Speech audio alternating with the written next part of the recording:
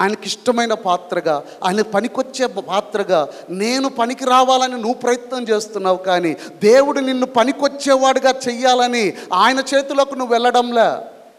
మన జీవితాన్ని మనం తీసుకొని నేను ఇలా చేయాలి, నేను అలా చేయాలి, నేను ఆడికి పోవాలి, నేను ఇలా అయిపోవాలి, నేను అది పొందుకోవాలి, ఇది పొందుకోవాలని నేను ప్రయాసపడుతున్నాను. కానీ విధేయత కలిగి నిన్ను నువ్వు తగ్గించుకొని, ప్రభువా నేను సిద్ధంగా ఉన్నాను, నీ చేతిలో నేను మట్టి బుద్దను, నన్ను ఎలా వాడుకోవాలో అలా వాడుకో అని విధేయత కలిగి, తగ్గింపు కలిగి ఆయన దగ్గరకు వస్తే నువ్వు ఊహించిన దానికంటే ఆయన గొప్పగా నిన్ను వాడుకుంటాడు. అర్థమవుతుందండి నేను చెప్పేది? అలాగే సమూయేలు బాలుడుగా ఉన్నాడు. సమూయేలు అని పిలిచినప్పుడు ఆయన అంటాడు, నీ దాసుడు ఆలకించుచున్నాడు ఆజ్ఞేయము. చిన్న బాలుడు. 1 సమూయేలు 3వ అధ్యాయం 10వ వచనం. చిన్న బాలుడు సమూయేలు.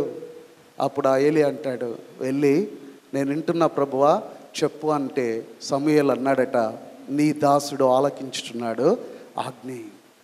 ఆ దాసుడు ఆలకిస్తున్నాడు. వెంటనే సమూయేలుని దేవుడు కింగ్ మేకర్గా చేశాడు. ఆయన యాజకుడు, ఆయన ప్రవక్త, ఆయన దీర్ఘదర్శి, ఆయన న్యాయాధిపతి. ఆ చిన్న బాలుడు ఎప్పుడైతే తను తాను తగ్గించుకొని, అయ్యా నేను నీ దాసుణ్ణి వింటున్నా అని తన్ను తాను తగ్గించుకుంటే సమూయేలు జీవితాన్ని ఆయన అద్భుత రీతిగా మార్చాడు. ఒక యాజక పదవే చాలా గొప్పది, ప్రవక్త పదవే ఒక గొప్పది, న్యాయాధిపతి పదవే చాలా పెద్దది. ఆ యొక్క కింగ్ మేకర్, ఆయన సౌలు రాజు అవ్వమంటే సౌలు రాజు అవుతాడు, దావీదు రాజు అవ్వమంటే దావీదు రాజు అవుతాడు. Is a king maker. అలాగా ఆయన ఎదగడానికి కారణం ఆయన తగ్గింపు కలిగి, దాసుడను నీ దాసుడను ఆలకిస్తున్నా. అప్పుడు ఆయన చిత్తాన్ని మన జీవితాల్లో ఆయన నెరవేరుస్తాడు. అలాగే దావీదు కూడా 27వ కీర్తన 11 అంటాడు, నీ మార్గము నాకు బోధించుము. ప్రభువా నీ మార్గం నాకు బోధిస్తే, నేను గొర్రెల కాపరిగా ఉన్న నేను, నా ఇంట్లో ఎవ్వరు నన్ను పట్టించుకోలా, నా ఇంటి వారే నన్ను పనికి రాననుకుంటే, పనికి రాని నన్ను ఇజ్రాయేలుకు రాజును చేశావు. ఎందుకు? ప్రభువా నీ మార్గము నాకు బోధించుము అని దేవుని దగ్గరకు వచ్చి కూర్చున్నాడు గనుక గొర్రెల కాపరి రాజు అయ్యాడు. ఏంటి ఇక్కడ ఆ పాత్ర ఎట్టుంది? గొర్రెల కాపరి రాజు అవ్వడానికి కారణం ఏంటంటే, నువ్వు నాకు బోధిస్తే నేను వింటా. సమూయేలు చిన్న బాలుడు అన్ని ఆఫీసర్స్ పొందుకోవడానికి కారణం ఏంటి? నీ దాసుడు నేను ఆలకిస్తున్నా, ఆజ్ఞాపించు. అలాగనే సొలొమోన్ నీ ప్రవర్తన అంతటి ఎందో ఆయన అధికారానికి ఒప్పుకోమని సామెతలు 3:6 అంటాడు. అలా యెషయా అంటాడు, నేను చిత్తగించుము, నేనున్నాను, నన్ను పంపము. యెషయా గొప్ప ప్రవక్త. ఆయన రాసిన 66 అధ్యాయాలు 66 పుస్తకాలకు సూచిక. అద్భుతమైన వ్యక్తి, అద్భుతమైన ప్రవక్త. దేవుని ద్వారా దేవుని దర్శనమును, అత్యున్నత సింహాసనం మీద ఆసీనుడైన దేవుణ్ణి చూచిన ఒక అద్భుతమైన వ్యక్తి అతను. అతన్ని అడిగినప్పుడు దేవుడిని, అయ్యా నేను ఎవరిని పంపుతున్నా అంటే, ప్రభువా చిత్తగించుమో, నేనున్నాను, నన్ను పంపు. అంతేకాదు పౌలు అంటాడు, ప్రభువా అపొస్తలుల కార్యం 22:10, నేను ప్రభువా నేనేమి చెయ్యవలనని అడుగగా. ఇక్కడ పౌలు జీవితాన్ని ఈరోజు మనము అపొస్తలుల కార్యము 16వ అధ్యాయము 6 నుండి 10 వచనాలను మనం చూడబోతున్నాం. పౌలు అంటాడు, నేను ప్రభువా నేనేమి చెయ్యవలనో నన్ను అడిగాడట. ఆయన ఎప్పుడు కూడా అడుగుతూ ఉన్నాడు. అపొస్తలుల కార్యము అలాగే లూకాసు వార్త, అపొస్తలుల కార్యము ఎలాంటివంటే, లూకా పార్ట్ 1, లూకా పార్ట్ 2 వచ్చి అపొస్తలుల కార్యం కదండి. మొదటిది లూకాసు వార్త. ఈయన రోమన్స్కి, థియోఫిలకు ఈ యొక్క హిస్టరీ చర్చ్ గురించి ఆయన రాస్తున్నాడు. లూకాసు వార్త యేసు ప్రభుని గురించి ఆయన రాస్తూ, అపొస్తలుల కార్యం దేనికి రాశాడంటే, క్రీస్తు ప్రభు తర్వాత ఈ సంఘం ఎలా అభివృద్ధి చెందిందో దాన్ని ఒక డాక్యుమెంటరీగా, ఒక హిస్టరీగా ఆ యొక్క లూకా గారు రాస్తూ అనేకమైన ఆత్మ సంబంధమైన కార్యాలు, పరిశుద్ధాత్మ దేవుడు తన పరిచర్యను ప్రారంభించిన ఆ పెంతెకోస్తు దినము నుండి నేటి వరకు ఆ సంఘం ఎలా ముందుకు వెళ్తుందో, ఎలాగ అది అభివృద్ధి చెందిందో, ఈ యొక్క క్రిస్టియానిటీ అనేది ఎలాగున ఎగ్జిస్టెన్స్లోకి వచ్చిందో తెలియచేయడానికి ఆ యొక్క రోమా గవర్నమెంట్లో ఉన్న థియోఫిలా ఆ యొక్క ఒక అధికారికి ఈ యొక్క రిపోర్ట్ రాస్తున్నాడు లూకా సువార్తికుడు. అందుకనే చాలా డీటెయిల్గా లూకా సువార్త కానీ యేసు ప్రభు గురించి చరిత్ర రాస్తే ఈ యొక్క అపోస్తల కార్యము సంఘపు యొక్క ఆది సంఘపు యొక్క అభివృద్ధిని గురించి రాస్తూ ఆ అభివృద్ధి పదంలో రాస్తూ అక్కడున్న మెయిన్ క్యారెక్టర్స్ వచ్చి పేతురు ఒకవైపు, పౌలు ఒకవైపు. ఇక్కడ పౌలు యొక్క జీవితాన్ని ఆయన 9వ అధ్యాయం నుండి తీసుకొస్తూ అద్భుత రీతిగా ఒక దేవుని సన్నిధిలో దేవుని చేత నువ్వు నడిపించే అనుభవం నీకు అర్థం కావాలి, దేవుని నడిపింపులో నీ జీవితం ఉండాలి అంటే నువ్వు ఎలా ఉండాలో పౌలు జీవితాన్ని దగ్గరగా చదువుకోండి. ఎన్నో అద్భుతమైన సత్యాలు నీకు తెలియచేస్తాయి.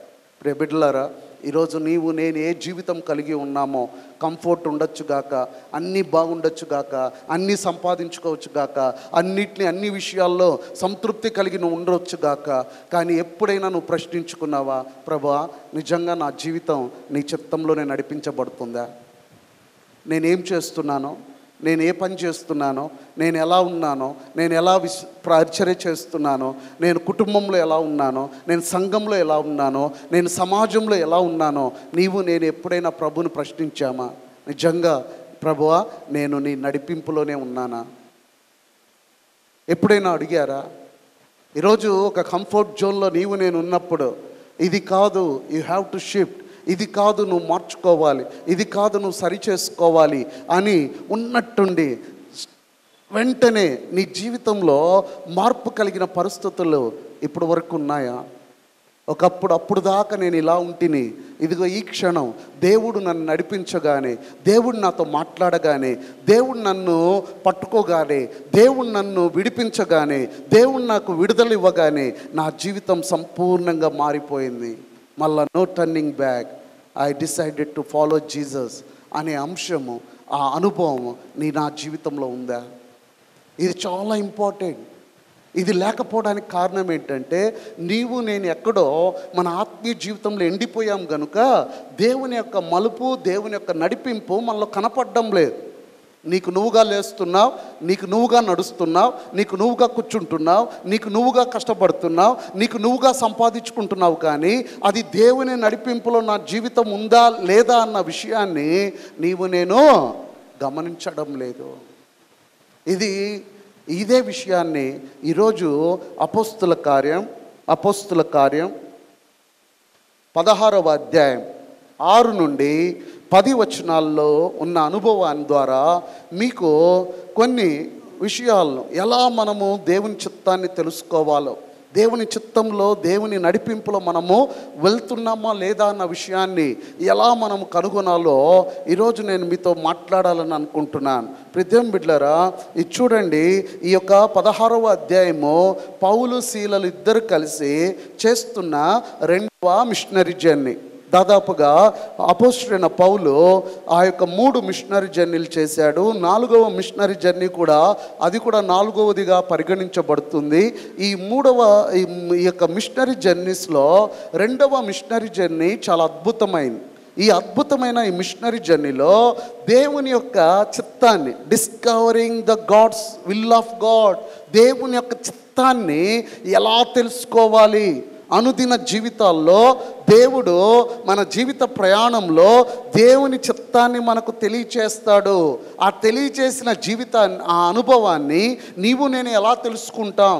ఎలా తెలుసుకొని ఒక దగ్గర ఒక విషయానికి ఫుల్ స్టాప్ పెట్టి నూతనమైన చాప్టర్, నూతనమైన అనుభవం, నూతనమైన జీవితం, నూతనమైన అలవాట్లు, నూతనమైన పరివర్తన, నూతనమైన అనుభవంలోకి నేను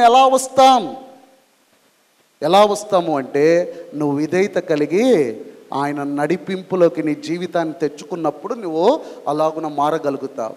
లేకపోతే మనం ఉన్న దగ్గరే ఉండిపోతాం. నీలో ఎదుగుదల ఉండదు, నీలో ఆ యొక్క ఆత్మీయ మరుగుజ్జుతనంలోకి వెళ్ళిపోతావు. నీలో ఆ మార్పు రాదు, నీలో ఆ ఎదుగుదల ఉండదు. నీ యొక్క జీవితాన్ని మలుచుకొని ప్రభు కొరకు సాక్షిగా జీవించే అనేక అవకాశాలని వ్యక్తిగతంగాను కుటుంబంగాను మనము పోగొట్టుకుంటున్నామన్న సత్యాన్ని మనం జాగ్రత్తగా గ్రహించాల్సిన వారం అంటున్నాం. దేవుని నడిపింపు అద్భుతమైంది. చూడండి, మొదటగా ఇక్కడ సౌలు ఒక ప్రాంతానికి ఆయన పరిచర్యకు ముందు వెళ్తూ ఉన్నాడు. ఇప్పుడు రెండవ మిషనరీ జర్నీలో ఒక అద్భుతం జరగబోతుంది. ఆ అద్భుతాన్ని మనం చూస్తాం. ఇప్పుడు ఒక సేవకుడిగా ఆ యొక్క దమస్కు మార్గంలో దేవుడు ప్రభువైన యేసుక్రీస్తు, పునరుద్ధానుడైన యేసు, ఆయన పౌలుకి తన్ను తాను కనపరుచుకొని, నీవు నేను హింసించుచున్న క్రీస్తుని, యేసుక్రీస్తు నేనే అని తన్ను కనపరుచుకొని పౌలును తన పరిచర్యకు ఆయన సిద్ధపరిచిన తర్వాత ఆ యొక్క 3 సంవత్సరాలు అరేబియాలో ఉండి తర్బీదు నొంది ఆ యొక్క వాక్యపు యొక్క అనుభవాలన్నీ తెలుసుకొని ఆయన సువార్తను ప్రకటిస్తూ మొదటి జర్నీ అయిపోయింది. ఇప్పుడు రెండవ జర్నీ. ఈ యొక్క చర్చ్ యొక్క పరిచర్య ఎన్నటికీ ఆగిపోని పరిచర్య. మీరు మొదట యెరూషలేములో నాకు సాక్షులుగా ఉంటారు, ఆ తర్వాత యూదయాలో అవుతారు, ఆ తర్వాత సమరయలో అవుతారు, ఆ తర్వాత భూదిగంతములకు వెళ్ళి సువార్త ప్రకటిస్తారు. ఇది ప్రయాణం. అయితే ఆ యొక్క ఆది సంఘం హ్యాపీగా యేసు ప్రభు వెళ్ళిపోయాడు కదా.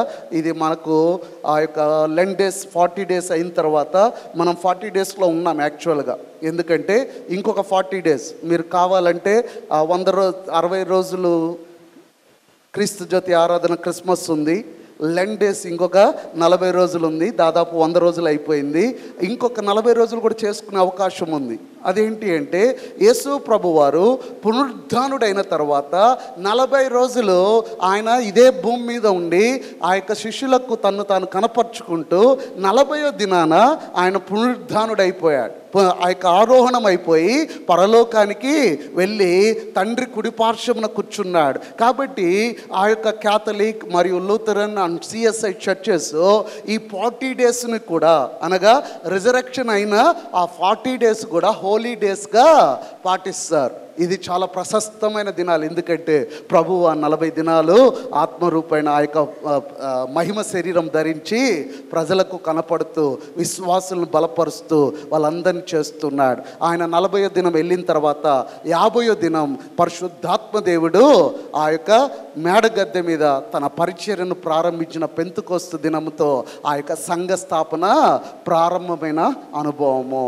ఈ అనుభవాన్ని చెప్తూ ఇప్పుడు ఈ సంఘము అభివృద్ధి చెందుతూ వెళ్ళాలి. కానీ ఈ యొక్క జెరూసలేములో ఇదంతా అయిపోయింది. దేవుడు వారి మీదకి వచ్చాడు. వాక్యం చెప్తుంటే 3000 మంది 5000 మంది అందరూ కూడా రక్షించబడుతున్నారు. అమ్మయ్య చాలా బాగుంది, అందరూ కానుకలేస్తున్నారట. ఎవరైనా డబ్బులు కావాలి అంటే వాళ్ళ ఆస్తులు అమ్మి మరి వచ్చి డబ్బులు ఇస్తున్నారట. ఎందుకంటే ఆయన వెళ్ళిపోయాడు. ఆయన మరలా ఎలా మీరు ఆయన వెళ్ళిపోయాడు చూసారో అలాగనే ఆయన వస్తాడంటే ఈ యొక్క ఆది సంఘం అంతా అనుకుందట, ఇక మనం ఏం పనులు చేయబడలేదు, మనం ఏం చేద్దామంటే వండుకొని తిందాం, ఇక్కడ ప్రోగ్రామ్ చేసుకుంటూ ప్రార్థన చేసుకుంటూ తింటా ఉందాం అని. ఆ యొక్క స్టెఫన్ చనిపోయేదాకా వీళ్ళ పని ఇదే ఉండే.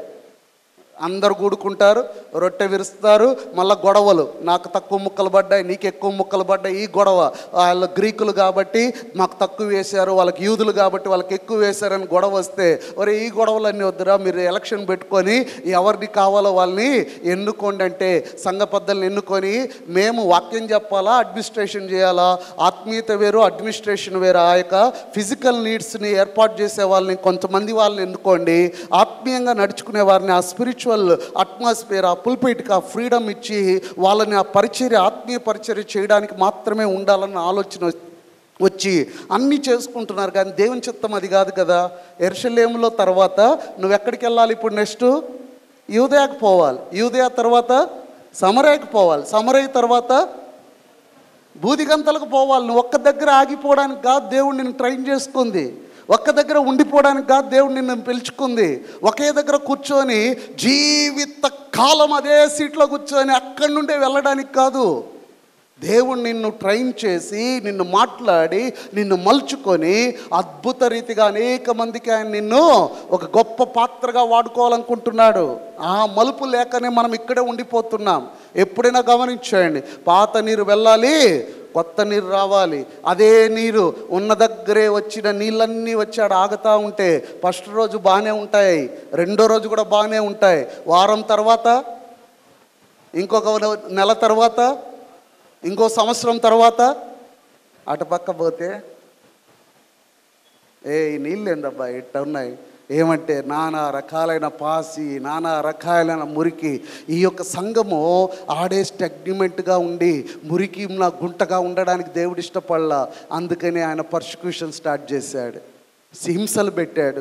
ఆ యొక్క సమస్యలు తెచ్చినప్పుడు సంఘము విడిపోవడం, చెదరయ్యి అక్కడికి వెళ్ళి సువార్త ప్రకటించడం మొదలుపెట్టారు. అప్పుడు యూదయకి, సమరయకి అందరు వెళ్ళడము, ఆసియా ప్రాంతం అంతా కూడా సువార్త ప్రకటించబడుతుంది. ఈ 16వ అధ్యాయంలో జరిగిన అద్భుతం ఏంటి అంటే, ఈ యొక్క 16వ అధ్యాయంలో ఈ ప్రాసెస్లో సంఘము ఖండాంతరము దాటి వెళ్తుంది. ఇప్పుడు వరకు ఆసియాలో ఉంది కదా, ఆసియాలోనే ఇజ్రాయేల్ ఉంది, యెరూషలేము ఉంది, ఆసియాలోనే యూదయ ఉంది, ఆసియాలోనే సమరయ కూడా ఉంది. ఇప్పుడు ఆసియా కాండం దాటి దేవుడు పరిచర్యను తీసుకువెళ్ళే సమయంలో ఈ అద్భుతాన్ని మనం చూడబోతున్నాం.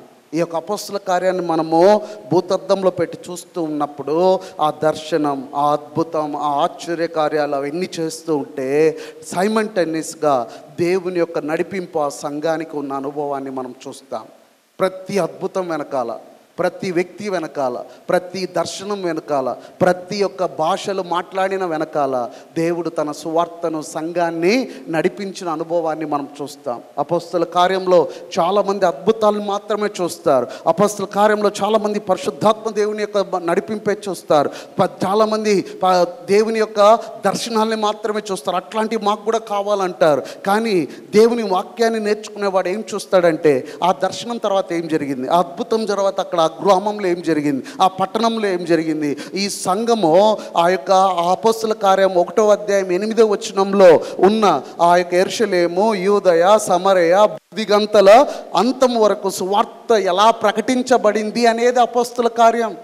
అపోస్తల కార్యం యొక్క మెయిన్ వర్స్ ఏంటంటే 1వ అధ్యాయం 8వ వచనం. ఈ ప్రాసెస్ నడిచే అనుభవంలో దేవుని నడిపింపులో ఆ క్యారెక్టర్స్ అన్నీ ఒకటి దేవుని నడిపింపులోకి వస్తూ ఉన్నాయి. This is all about Christian life, Christian pastors life, Christian church life. మనం దేవుని నడిపింపులో ఉండవలసిన జీవితాలు మనవి. ఇప్పుడు పౌలంట చూడండి 6వ వచనంలో మనం చూస్తే, ఆసియాలో వాక్యము చెప్పకూడదని పరిశుద్ధాత్మ వారిని ఆటంకపరిచినందున వారు పుగ్రియా, గలతియా ప్రదేశాల ద్వారా వెళ్ళిరి. ముసియా దగ్గరకు వచ్చి బేతనియాకు వెళ్ళుటకు ప్రయత్నము చేసిరి, కానీ యేసు యొక్క ఆత్మ వారిని వెళ్ళనీయలేదు. అంతటా వారు ముసియాను దాటిపోయి త్రోయాకు వచ్చిరి. ప్రియదేవం బిడ్డలారా, ఇప్పుడు ప్రభు ఒక ఆశ్చర్యకరమైన విషయాన్ని మనకు రాస్తూ ఉన్నాడు. ఈ ఆశ్చర్యకరమైన విషయం ఏంటంటే, దేవుని వాక్యము, ఆసియాలో వాక్యము చెప్పకూడదని పరిశుద్ధాత్మ వారిని ఆటంకపరిచినందున. దీన్ని తీసుకొని చాలామంది ఈరోజు మేము సువార్త ప్రకటించడానికి వెళ్తూ ఉంటే చాలా తెలివిగల వాళ్ళు ఏం పట్టుకొచ్చారంటే ఈ వాక్యం పట్టుకొచ్చారు. నేను భారతదేశంలో వాక్యం చెప్తూ ఉంటే చాలామంది ఈ మాట ఎత్తుకొస్తున్నారు. ఈ మధ్య ఏమని ఎత్తుకొస్తున్నారంటే, మీ బైబిల్లో చెప్తుందిరా ఇక్కడ సువార్త ప్రకటించకూడదు అని అంటున్నామంటే, ఎందుకు ప్రకటించకూడదు, మాకు హక్కు ఉందని భారతీయుడిగా నువ్వు మాట్లాడితే వాళ్ళు చూపించే వాక్యం ఇది. ఏం చూపిస్తున్నారు వాళ్ళు? ఆసియాలో వాక్యము చెప్పకూడదని పరిశుద్ధాత్మ వారిని ఆటంకపరిచినందున. చూసారా ఆసియాలో వాక్యము చెప్పకూడదు అని. ఆ ఆసియా అంటే వాళ్ళు అనుకుంటున్నారు మొత్తం కాండం అనుకుంటున్నారు. అక్కడ మనం చూస్తే వెనకాల మనము అపోస్తల ఆ యొక్క 2వ మిషనరీ జర్నీలో చూస్తే అక్కడ మనము జాగ్రత్తగా గమనించవచ్చు. ప్రియదేవం బిడ్డలారా, ఆ యొక్క ఇది చూడండి, ఆ చివరి భాగం చూస్తే ఈ మ్యాప్ మనకు అర్థం చేసుకోవడానికి, దేవుని చిత్తము నడవడానికి మనం చూసినప్పుడు అక్కడ చాలా అనుభవాల్ని మనం ఇక్కడ చూడగలుగుతాం. ఆ రాయబడ్డ పేర్లన్నీ కూడా మనం చూస్తే ఆసియా అనే ఆ ప్రాంతం అక్కడ ఉంది. మనము పౌలు మొదటి ప్రయాణం, 2వ ప్రయాణాన్ని గురించి మనం అక్కడ రాస్తున్నప్పుడు వీళ్ళు ఆసియా ఖండంలో ఉన్నారు, ఆసియా అనే ఆ ప్రాంతంలో ఉన్నారు. అది ఆసియా ఖండం కాదు. భారతదేశం ఆసియా ఖండంలో ఉంది, దేవుడు ఆసియాలో వాక్యం ప్రకటించబడకూడదని బైబిల్ వాళ్ళు సాధన తీసుకొని చదివితే అవునా అని మీరు కూడా అవాక్కయ్యి అవునా దేవుడు అట్లా ఆటంకపరిచాడు అనుకోవద్దు. ఇప్పుడు దేవుని యొక్క వాక్యం చూడండి, పరిశుద్ధాత్మ ద్వారా వారు ఆటంకపరిచాడు. పౌల్ వాజ్ సంథింగ్, దేవుని యొక్క విజ్డమ్, దేవుని యొక్క విజన్, దేవుని యొక్క మిషన్. ఆయన ఎక్కడికి వెళ్తే అక్కడ వాక్యం చెప్తా ఉంటాడు. ఇప్పుడు ఆసియా ప్రాంతానికి వచ్చారు, ఆ పట్టణానికి వచ్చారు. అక్కడ వాళ్ళు వచ్చినప్పుడు దేవుని వాక్యం అక్కడ చెప్పడానికి ఆ యొక్క పరిశుద్ధాత్మ దేవుడు వాళ్ళకి ఆ అనుమతి ఇవ్వడం లేదు. There is no peace in that. Peace ఉండడం లేదు వాక్యం చెప్పడానికి. ఏంటి ఇక్కడ ఆ ఫ్లో, ఆ యొక్క అనుభవం రావడం లేదే. ఎక్కడ వాక్యం చెప్పాలో దానికి దేవుని నడిపింపు, కానీ వాక్యం చెప్పాలా చెప్పకూడదని కాదు. ఇక్కడ ఆయన ఆటంకపరిచేది వాక్యం చెప్పకూడదని కాదు, ఎక్కడ చెప్పాలో చెప్పకూడదో దేవుడు నేర్పిస్తున్న అనుభవంలో మనం నేర్చుకోవాలి. అది ఈ యొక్క అనుభవాన్ని విశ్వాసులకు ఎంత ఉందో కానీ సేవకులుగా నాకు చాలా అనుభవం ఉంది ఈ విషయంలో. ఎందుకంటే నేను పుట్టి పెరిగిందంతా కూడా బాప్టిస్ట్ సంఘం. నేను బాప్టిస్ట్ సంఘంలో పుట్టినవాడిని. బాప్టిస్ట్ సంఘంలో మీలాగా ఇక్కడ చెట్లు ఏం లేవు, కానీ మీకు పెద్ద చర్చెస్ మావి. బయట ఆ యొక్క వేప చెట్లు ఉంటాయి.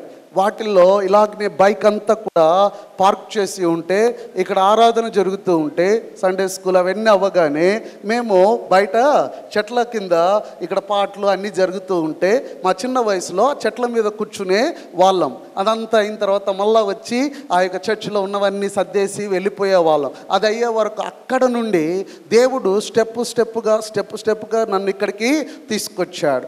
ఆనాటి నుండి అంటే నాకు ఒక వింగుల్ వైజ్గా తెలుసు, ఒక లేయర్స్ వైజ్గా చర్చెస్ ఎలా ఉంటాయో నాకు తెలుసు. నాకు ఏదైనా ఒకటే, చర్చ్ అయినా ఏదైనా ఒకటే. ఇక్కడ పుల్లమ్మ ఉంటే ఇంకో దగ్గర ఎల్లమ్మ ఉంటుంది. క్యారెక్టర్లు అవే, సేమ్ క్యారెక్టర్. ఇక్కడ పుల్లమ్మ ఉంటుంది, అట్లాంటిది ఇంకోటాడా ఎల్లమ్మ ఉంటుంది. వాళ్ళ కామన్. ఇక్కడ ఒకరు ఉంటే అక్కడ నలుగురు ఉండొచ్చు, ఎక్కడైనా వాళ్ళే. ఎందుకంటే చిన్నప్పటి నుంచి అట్లాంటి వాళ్ళు చూసిన వాళ్ళం మేము. సో ఒక బ్యాచ్ ఆత్మీయంగా ఎదిగే బ్యాచ్ ఒకటి, ఇంకోటి అభ్యంతరాలు చేసే బ్యాచ్ ఒకటి, ఇంకొకరు నిరంతరము భయంకరమైన విమర్శలు చేస్తూ కూర్చునే వాళ్ళు ఒకటి. వాడు ప్రార్థనకు రాడు, వాడు విజ్ఞాపన ప్రార్థనకు రాడు, వాడు సువార్తకు రాడు, వాడు సండే స్కూల్లో పాల్గొండు, వాడు యూత్ మధ్య పరిచర్య చేయడు, వాడు ప్రభు బలలో పాల్గొనడు. కానీ సంఘాన్ని గురించి మాత్రం అద్భుతంగా మాట్లాడుతుంటాడు. వాడు మాట్లాడే మాటలు చూస్తే సంఘం అంతా వీడియో మోస్తున్న ఫీలింగ్ ఉంటుంది మనకి. వేటిల్లో పాల్గొన్నాడు ఆయన. ఇక్కడ ప్రార్థన జరుగుతున్నా రారు, ఇక్కడ బైబిల్ స్టడీ జరిగినా రారు. ఏమో నాకు అనిపిస్తుంది మొత్తం చర్చి బైబిల్ అంతా తెలుసేమో, అందుకని ఇక్కడ బైబిల్ స్టడీ జరుగుతున్నా అటు వెళ్ళిపోతుంటారు, ఇటు వెళ్ళిపోతుంటారు. ఇక్కడ ప్రార్థన జరుగుతుంటే వాళ్ళు చేసే ప్రార్థన ఇంకా బలమైందేమో, అందుకని ఈ ప్రార్థన వాళ్ళకి అవసరం లేదేమో కదా. వాళ్ళని చూస్తే వాళ్ళు మాట్లాడుతుంటారు. ఆ మాట్లాడే అనుభవంలో చర్చెస్లో పాస్టర్ గురించి వస్తాయి కూడా. ఫస్ట్ ఏది కాకపోయినా ఫస్ట్ టాపిక్ ఏముంటుంది, ఎందుకంటే వీడు బాగా కనపడతాడు కదా, ఇక్కడ సూటు గుట్టు వేసుకొని బాగా కనపడే లోపల ఫస్ట్ టార్గెట్ పాస్టర్ అవుతాడు. అమ్మ ఏంది ఆయన వాక్యం ఇలా చెప్పాడు, సరే వాడిని పిలిచి వాక్యం అంటే ఏందో చెప్పు అని అడగాలనిపిస్తుంది నాకు. అలా మేము అడిగిన సందర్భాలు కూడా ఉన్నాయి. అన్న అంకుల్ మీరు ఎంత బాగా చెప్తారే, అసలు వాక్యం అంటే ఎట్లా చెప్పాలంటే, లేదా పాస్టర్లు దానికి ప్రిపేర్ అయ్యి వస్తారు, దాన్ని చెప్పినట్టు చెప్పాలని సరిగా చెప్పలేదు అనేవాళ్ళు. నేను చాలా కామెడీ చేసేవాళ్ళని పెద్దవాళ్ళతో.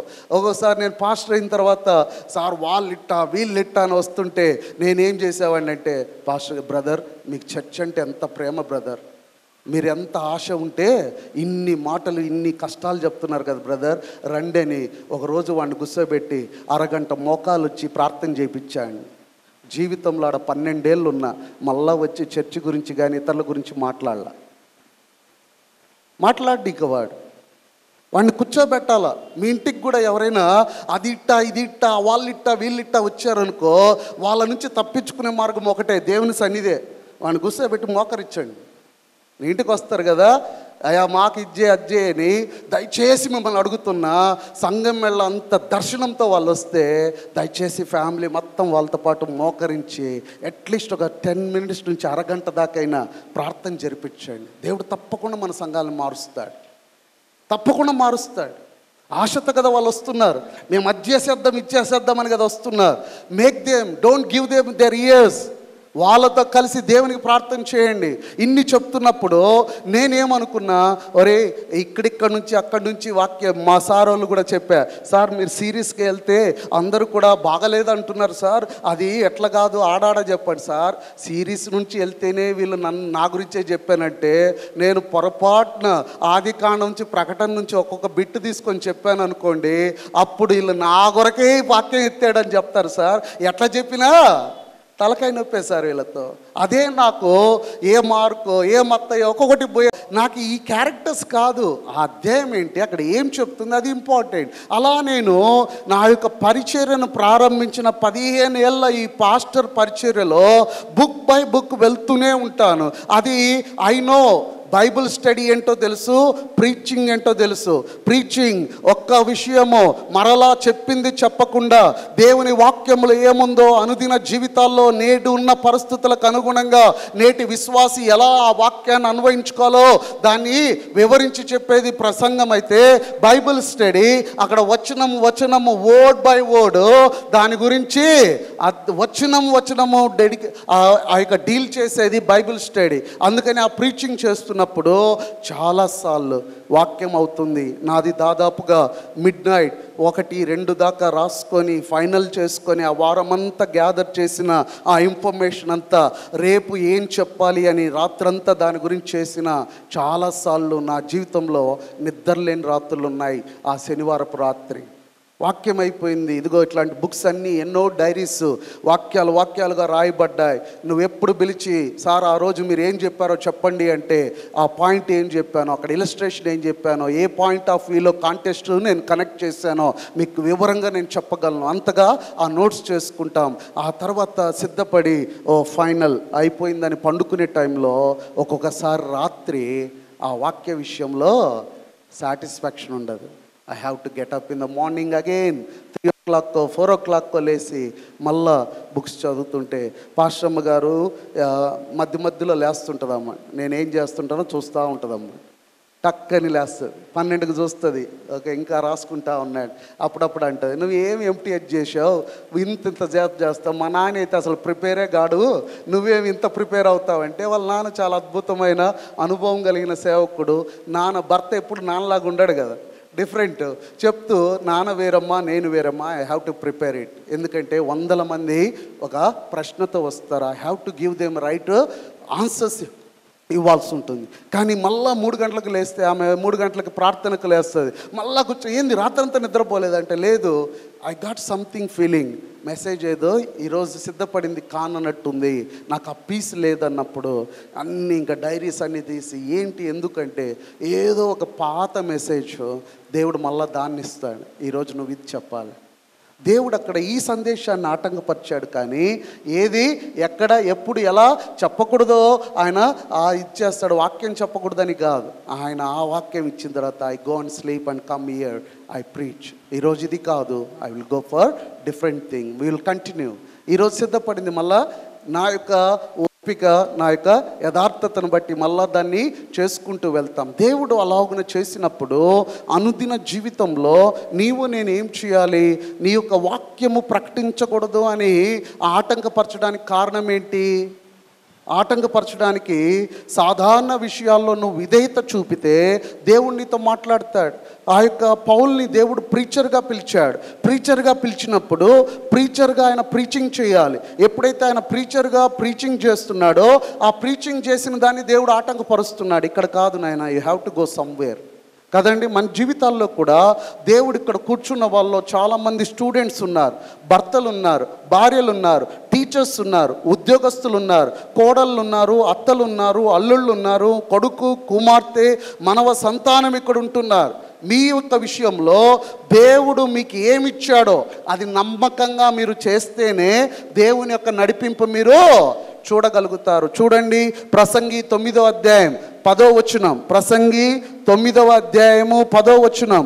చేయుటకు నీ చేతికి వచ్చిన ఏ పని అయిననో నీ శక్తి లోపము లేకుండా చేయి. నువ్వెవరు అయినా దేవుడు నీకు ఏ అనుభవం ఇచ్చినా, నువ్వు ఒకవేళ స్టూడెంట్గా ఉన్నావా, స్టూడెంట్గా దేవుడు నీకు ఏ పని ఇచ్చాడో ఆ పని ఖచ్చితంగా చేయి. ప్రీచర్గా పౌలుకి ఏం పని ఇచ్చాడు? వెళ్ళి సర్వ సృష్టికి సువార్తను ప్రకటించి, ఆసియాలో నిలబడి సువార్త ప్రకటిస్తుంటే దేవుడు దాన్ని ఆటంకపరుస్తున్నాడు. అంటే సాధారణంగా నీకు ఇవ్వబడిన పని, నీకు చేతికి ఇచ్చిన పని, చేయుటకు నీకు చేతికి వచ్చిన పని ఏదైనా నీ శక్తి లోపం లేకుండా నువ్వు చేస్తూ ఉంటే అప్పుడు దేవుని స్వరం నువ్వు వింటావు, అప్పుడు దేవుడు నీతో మాట్లాడతాడు, అప్పుడు దేవుడు నువ్వు అడిగినా జవాబిస్తాడు. నువ్వు స్టూడెంట్ పని చేయి, ఉద్యోగస్తుడివా ఉద్యోగస్తుడు పని చేయి, నమ్మకంగా చేయి. నీకు చేతికిచ్చింది ఏదైతే ఉందో అది శక్తి లోపం లేకుండా, ఎవరు గుర్తించినా గుర్తించకపోయినా, ఎవరు పేరిచ్చినా పేరు ఇవ్వకపోయినా, ఎవరు నీతో ఉన్నా లేకపోయినా, నీకు ఏ పని ఇస్తే అది శక్తి లేకుండా నువ్వు చేస్తే, లోపం లేకుండా చేస్తే దేవుడు నీతో మాట్లాడతాడు, అప్పుడు మాట్లాడతాడు. ఇక్కడ పౌలు అదే చేస్తున్నాడు. అంతేకాదు చుట్టూ ఉన్న పరిస్థితులు కూడా దేవుని ద్వారా మన ఆ యొక్క అనుభవాన్ని 6, 7, 8 ఈయన అనుకుంటున్నాడు, సరే ఆసియాలో వద్దంటున్నాడు కదా, నేను ఇప్పుడు దక్షిణంలో సముద్రం ఉంది, ఆసియా తూర్పు వైపు ఉంది కాబట్టి తూర్పు వైపు నుండి ఇప్పుడు ఉత్తరము బెతానియాకి వెళ్ళాలనుకున్నాడు. దేవుని ఆత్మ బెతానికి కూడా వెళ్ళనీలేదు. 6వ వచనంలో 7వ వచనంలో ఉంది. యేసు యొక్క ఆత్మ వారిని వెళ్ళనీలేదు. సరే బెతనాకి వెళ్ళడానికి వెళ్ళారు. ఇప్పుడు ఆసియా తూర్పు ప్రాంతంలో ఉంది. ఈ యొక్క వ్యక్తి ఉత్తరం వెళ్ళాలనుకున్నాడు. సరే ఆసియాలో దేవుడు ఒప్పుకోవడం లేదు కనుక ఉత్తరం పోతానంటే అది కూడా దేవుడు ఆటంకపరిచాడు. ఎందుకు రైలాగ్న, ఎందుకు దేవుడు పోనీయడం లేదు, ఎందుకు నా పని ఈ 2వ మిషనరీలో ఇంత ఆటంకాలు వస్తున్నాయి అని మనం చూస్తే, దేవుని బిడ్డలారా, తూర్పు మూయబడింది. దేవుని ఆత్మ ఆసియాలో చెప్పనీయడం లేదు. ఉత్తరం వెళ్ళదలుచుకున్నాడు కానీ ఉత్తరం కూడా మూయబడింది. కానీ దేవుడు ఏం చేశాడో తెలుసా? పడమర ఉన్న మాసియాదోనికి వెళ్ళేటట్టు దేవుడు మార్గం తెరిచాడు. దేవుడు ఏం చేశాడంటే 8వ వచనం 9వ వచనంలో, అప్పుడు మాసిదోనియా దేశస్థుడు ఒకడు నిలిచి, నువ్వు మాసిదోనియాకు వచ్చి మాకు సహాయం చేయమని అతన్ని వేడుకున్నట్లు రాత్రి వేళ పౌలుకు దర్శనము కలిగాను. దేవుని బిడ్డలారా, పడమర వెళ్ళేటట్టుగా దేవుడు అతను మలిచాడు. అసాధారణమైన విషయాల ద్వారా దేవుడు నడిపింపును ఆయన కనుగొనవచ్చు. అయ్యో నేను ఆసియాలో చెప్తే దేవుడు వద్దన్నాడు, ఉత్తరం బెతనాయికి వెళ్తానంటే వద్దంటాడు, ఇటువైపు దక్షిణం చూస్తే సముద్రం మాత్రమే ఉంది, నేను ఎలా వెళ్ళాలి, ఎక్కడికి వెళ్ళాలంటే అసాధారణమైన రీతిలో దేవుడు దర్శనము ద్వారా ఆయన ఆ యొక్క సువార్త ఎక్కడికి వెళ్ళాలో చెప్తాడు. అసాధారణమైన విషయాలు మన జీవితాల్లో గొప్ప కార్యాలు చేస్తాయి. అసాధారణమైన విషయం. ఈ అసాధారణ విషయం జరగడానికి కారణం ఏంటంటే, ఆసియా ఖండము నుండి పడమర మాసిదోనియా ఎక్కడుందో తెలుసా? మాసిదోనియా అంటే యూరప్ ప్రాంతము. ఇప్పుడు ఏంటి, దేవుడు ఆసియా ఖండం నుండి ఎక్కడికి వెళ్ళారు ఇప్పుడు పౌలు? యూరప్ ఖండాన్ని తాకిన మొట్టమొదటి మిషనరీ అపోస్తలుడైన పౌలు. ఇప్పుడు తోమా గారు భారతదేశానికి వచ్చాడన్నా కూడా థామస్ గారు ఎక్కడికి వచ్చినట్టు? ఆసియా ఖండంకి వచ్చినట్టే. కానీ ఈ వ్యక్తి అక్కడి నుండి బయటకు వచ్చి దక్షిణ సముద్ర మార్గం నుండి మాసిదోనియాకి వెళ్ళి రోమా సామ్రాజ్యం ఇటలీ ప్రాంతంలోకి వెళ్ళి అక్కడ ఆయన సువార్త ప్రకటిస్తాడు. అక్కడ కూర్చొని దేవుని బిడ్డలారా, ఆయన దేవుడు మిమ్మల్ని పిలిచి ఉన్నాడని మేము నిశ్చయించుకొని, వాళ్ళు అంటారు భక్తిపరులైన ఆలోచనతో మేము నిశ్చయించుకొని, పౌలు ఒక్కడే దేవుడు ఇట్ట చూపించాడు దర్శనము అనగానే వెళ్దాం పాండే అని వెళ్ళాల. అగైన్ ఈ make them to SIT together. ఎట్లా అయ్యా, మనం ఆసియాలో చెప్పాలనుకున్నాం, తూర్పులో దేవుడు వద్దంటున్నాడు, ఉత్తరం బెతానియాకి వెళ్దాం అనుకున్నాం, అక్కడ వద్దంటున్నాడు. ఎక్కడికి పోవాలో అంటే మాసిదోనియా ఒకడు వచ్చి నాకు దర్శనం కనిపించింది చూడగా, అప్పుడు పౌలు ఇది దేవుని చిత్తం, దేవుని నడిపింపు, we have to move on to Europe. Asia ఖండం నుండి యూరప్కు దేవుడు మనల్ని తీసుకెళ్ళాడు. జాగ్రత్తగా వినండి. ఈ యొక్క 4 వచనాల్లో మన జీవితాల్లో ఒక అద్భుతం జరగాలి, ఒక మార్పు రావాలి, ఒక అనుభవం రావాలి. ఆసియా ఖండం నుండి యూరప్కి వెళ్ళడానికి ఆటంకాలు ఉన్నాయి, ఇబ్బందులు ఉన్నాయి, దేవుడు పోనీని పరిస్థితులు అక్కడ మనం చూస్తూ ఉన్నాం. అయితే మాసిదోనికి దర్శనం ద్వారా వెళ్ళగానే అక్కడ మనం చూస్తే ఎంత అద్భుతం జరిగిందంటే, అక్కడ గాస్పల్, ఆ సువార్త ఖండాంతరం దాటినట్టుగా దేవుడు అద్భుతం చేశాడు. ప్రియదేవుని బిడ్డలారా, ఈరోజు ఈ యొక్క వాక్యాన్ని నేను చెప్పడానికి కారణం ఏంటి అంటే, ప్రియదేవుని బిడ్డలారా, నేను, నా భార్య, నా పిల్లలు ఈ మందిరానికి 2022 సంవత్సరం మేము పరిచర్య నిమిత్తం ఆ యొక్క 2010 నుండి 2012 వరకు 22 వరకు మేము కావలి ప్రాంతం తెలుగు బ్యాప్టిస్ట్ చర్చ్ సంఘం మందు సేవకులుగా మేము పరిచర్య చేశాం. అక్కడ మా పని పూర్తయింది అన్నప్పుడు కమిటీ వారు పిలిచి, సార్ లాంగ్ స్టాండింగ్ అయింది, ఇట్స్ టైమ్ ఫర్ అస్ అంటే, సార్ మేము కూడా ప్రార్థిస్తూ ఉన్నాం, విల్ డూ ఇట్ అని. ఎవరికి మా యొక్క పరిస్థితి ఎలా ఉంటుందంటే, అందరి ఇళ్ళకు వెళ్ళడం, అయ్యో మమ్మల్ని తీసేస్తున్నారంట, మమ్మల్ని తొలగించేస్తున్నారట, మాకు నోటీస్ ఇస్తారట. ఆ ఏడుపులన్నీ నా పరిచయంలో ఎప్పుడు కూడా లేవు. మీరు దేవుని చిత్తాన్ని ఎరిగిన సేవకుని మీరు చూసాము అని మీరు అనుకోవాలంటే నా జీవిత సాక్ష్యాన్ని ఎప్పుడు కూడా జ్ఞాపకం చేసుకోండి. 2004-05లో నా ఎంటెక్ అవ్వగానే నేను ఒక బైబిల్ కాలేజీలో ఫ్యాకల్టీగా పనిచేస్తూ భారతదేశం అంతా కూడా కన్యాకుమారి నుండి కాశ్మీర్ వరకు, ఇట్లా గుజరాత్ నుండి నార్త్ ఈస్ట్లో ఉన్న స్టేట్స్ అన్నిటి వరకు దేవుడు నన్ను అద్భుత రీతిగా దేశమంతా వాడుకున్నాడు ఒక కౌన్సిలింగ్ ట్రైనింగ్ కొరకు. నేను కౌన్సిలింగ్ మాస్టర్ ట్రైనింగ్ నేను కాబట్టి అక్కడ ప్రతి ఊరిలో ప్రతి రాష్ట్రంలో 100 నుంచి 200 మందిని గ్యాదర్ చేసి రాబో కాలం ఎలా మారబోతుందో వాటి గురించి కౌన్సిలింగ్ ఇచ్చే ఆ ట్రైనింగ్ నేను చేసుకుంటూ వచ్చాను. 2009లో పాస్టరమ్మ గారిని పెళ్లి చేసుకోగానే నా జీవితం టోటల్ తలకిందలైపోయింది కదండి. టోటల్గా ఆమె వరల్డ్ విజన్లో అద్భుత రీతిగా పనిచేస్తుంది. ధారవాడ అనే గోవాకు దగ్గరున్న ప్రాంతంలో ఆమె పనిచేస్తుంది. నేను చెన్నైలో ఉన్నాను. పాస్టర్ అనే ఆ పరిచర్య నాకు లేదు. I am a missionary, I'm trainer.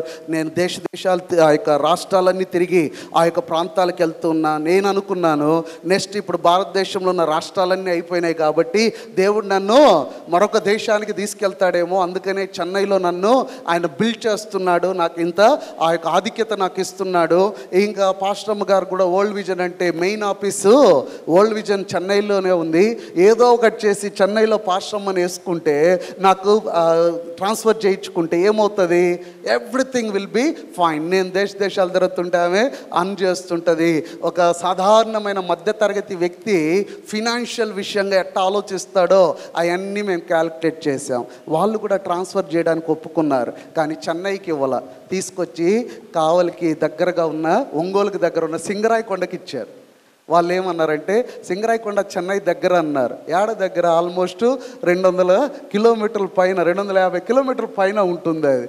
అట్లా అని చెప్పగానే 2009 నేను ఆ యొక్క కాలేజీకి రిజైన్ చేసి పాస్టరమ్మ నేను సింగరాయకొండకు వచ్చి మా నాన్నమ్మ గారు కట్టిన చర్చిని, చిన్న చర్చి నేను పల్లెటూరులో నెల్లూరులో ఉన్న దాన్ని చూసుకుంటూ సింగరాయకొండలో ఆ యొక్క కాపురం చేశాం. మా పాస్టరమ్మ తన జీతంతోనే నన్ను పోషించింది. ఇది నేను చెప్పాలా, తర్వాత నాకు ఇబ్బంది అవుతుంది, సరేనా. 2 సంవత్సరాలు పాస్టరమ్మ గారు తన జీతంతో నాకు సపోర్ట్ చేస్తుండగా నేను పరిచర్యను చేస్తూ వచ్చాను. Then we are waiting. 2010 జనవరిలో నాకు అమెరికా వీసా ఉంది, ఇంటర్వ్యూ ఉంది. ఎన్నో ప్రయత్నాలు, ఎన్నో పేపర్ వర్క్స్ చేసుకొని ఆ ఎంబసీకి వెళ్ళా. ఇంటర్వ్యూ కోసం వెళ్తే వాడు మొత్తం అన్నీ చేసి అన్నీ తీసుకెళ్ళి ఆ విండోలో నుంచి నన్ను చూసి ఇటని రిజెక్ట్ అని వదిలాడు. ఏమి లేదు, ఇంకా అంతసేపు వెళ్తే లాస్ట్లో రిజెక్ట్ అని వదిలితే ఓకే ఇదేదో బాగలేదు అనుకొని మళ్ళీ అదే బాధతో వస్తే అప్పుడు నా ఇంటి వాళ్ళు, మా అమ్మ నాన్న, పాస్టరమ్మ వాళ్ళ అమ్మ నాన్న అందరు ఎదురు తిరిగారు. ఎంటెక్ చేసావు, అంతా భార్య సంపాదన మీద బతుకుతావా అంతా అంటుంటే నేనేమో వ్యక్తిగతంగా ఒకరి దగ్గరికి వెళ్ళి, సార్ నాకు పోస్ట్ ఇవ్వండి సార్, నాకు పరిచర్లో వాడుకోండి సార్, నన్ను ఇది చేయండి సార్, అది చేయండి సార్ అని అడిగే తత్వం నాకు లేదు. దేవుడు నన్ను పిలిస్తేనే వెళ్తాను, పరిచర్యకి వెళ్తానని ఆ యొక్క 1.5 సంవత్సరం ఖాళీగా ఉంటే 2010లో ఆ యొక్క ఈస్టర్ దినమందు Joe Louis memorial Telugu Baptist church అని సమావేశపు హెడ్ ఆఫీస్లో నన్ను ప్రీచర్గా ఆ యొక్క ఏప్రిల్ 4వ తేదీ నన్ను ఈస్టర్గా పిలిచి ఆ మెసేజ్ అయిన తర్వాత, సార్ మీరు ఏప్రిల్ 1 నుండే మాకు అసిస్టెంట్ పాస్టర్ అని వాళ్ళు నన్ను రాసుకొని నా మొదటి జీతం 5,000తో నా జీవితం స్టార్ట్ అయింది. ఏమీ లేని నాకు వాళ్ళే పిలిచి అసిస్టెంట్ పాస్టర్ అని ఇచ్చి, నేను ఇంగ్లీష్లో చెప్పగలను, అది చెప్పగలను, వాక్యం చెప్పగలను కనుక అక్కడున్న సీనియర్ పాస్టర్ని తీయడానికి నన్ను తీసుకెళ్లారు. అది వేరే రాజకీయం. నాకు మాత్రం అది దేవుడిచ్చిన అవకాశం. 6 నెలలు అక్కడ ఉన్నాను. 6 నెలల తర్వాత ఏంటిది, ఏం బాగలేదే, నేను అనుకున్నది వేరు, ఇక్కడ జరుగుతున్నది వేరు అని మేము ప్రార్థిస్తున్నప్పుడు దేవుడు అక్కడ తీసుకొని వెళ్ళడం ద్వారా 120 సంవత్సరాల వయసు ఉన్న సంఘమైన తెలుగు బాప్టిస్ట్ చర్చ్ కావలి, పెద్ద చర్చ్, ఎర్ర చర్చ్ అంటారు, దేవుడు అక్కడికి మమ్మల్ని షిఫ్ట్ చేశాడు. అక్కడ నేను అప్లై చేయలా. అక్కడ వాళ్ళు ఏం చేశారంటే ఒక్కసారి పిలిచి, నేను ఒరిస్సా మినిస్ట్రీకి వెళ్ళగానే వచ్చే లోపల నా జీతము సమస్తం వాళ్ళే ఫిక్స్ చేసి, పాస్టర్ గారు రేపు ఆదివారం నుంచి మీరు అక్కడికి వెళ్ళాలి, వాళ్ళన్నీ చూసుకుంటారు. దెన్ మేము షిఫ్టెడ్ టు కావాలి. అక్కడ దేవుడు మమ్మల్ని బ్లెస్ చేస్తూ ఉండగా పాస్టమ్మ గారు కన్సీవ్ అవ్వడం, బిడ్డలు పుట్టడం, తాను కూడా జాబ్ మానేసి ఆ యొక్క దేవుని పరిచయంలో ఫుల్ ఫ్లెడ్జ్డ్గా వస్తూ ఉన్నాం. 12 years అక్కడ చర్చ్ చాలా భయంకరమైన స్థితిలో 2 వర్గాలుగా ఉండి కత్తులతో పొడుచుకుంటూ ఫైట్ చేసుకుంటూ ఆ భావన, ఒక క్రమము లేని పరిస్థితిలో ఉన్నప్పుడు చక్కని సంఘమే, మంచి ఆ యొక్క ఇవి ఉన్నాయి, అన్ని బైలాస్ అన్నీ కూడా బాగున్నాయి. వాటన్నిటిని మళ్ళీ ఒక తాటి మీదకి తెచ్చాం. ఆ చర్చ్ని సంపూర్ణంగా మార్చాం. దాన్ని ఆ యొక్క 2000 మంది పట్టే ఒక అద్భుత సంఘంగా మలిచిన తర్వాత నా పని అయిపోయిందన్న ఫీలింగ్ 2018లోనే ఆ చర్చి ప్రతిష్ఠ అవ్వగానే అనిపిస్తుంది. కానీ I'm just keep on moving with that. 2022లో కరోనా అయిన తర్వాత పాస్టర్ గారు ఇది పరిస్థితి అన్నప్పుడు నేను నా భార్య ప్రార్థించి లెట్స్ మూవ్ అని ఇలాగనే మే 1వ తేదీ ఆ యొక్క మే 1st వీక్ సంఘానికి ఇది నా లాస్ట్ సండే అని చెప్పి ఆ నుంచి షిఫ్ట్ అయ్యి నెల్లూరులో బాడుగ తీసుకొని ఉన్నాం. అక్కడ నా తల్లి సంఘం Downey hall Baptist church Nellore pastor గారు చనిపోయి ఖాళీగానే ఉంది. అక్కడ నేను వెళ్ళి అడగడం జరిగింది సెక్రటరీ గారు, అన్న నేను అందుబాటులో ఉన్నా, సంఘం వేళ నాకు ఒక దర్శనం ఉంది, మనము ఈ యొక్క సరిహద్దులు దాటి వెళ్ళాల్సిన అద్భుతమైన అవకాశాలని మన సంఘానికి ఉన్నాయి కనుక నాకు 2 years 3 years అవకాశం ఇస్తే బాగుంటుంది అంటే ఆ యొక్క నోటిలో నుండి ఎంత సంతోషకరమైన మాట అంటే, కర్ణ నువ్వు వస్తే మాకు ఇంకేమిరా, ఇంకా హ్యాపీ కదా అంటున్నారు, కానీ లోపల వీడు ఆడొస్తాడని భయం.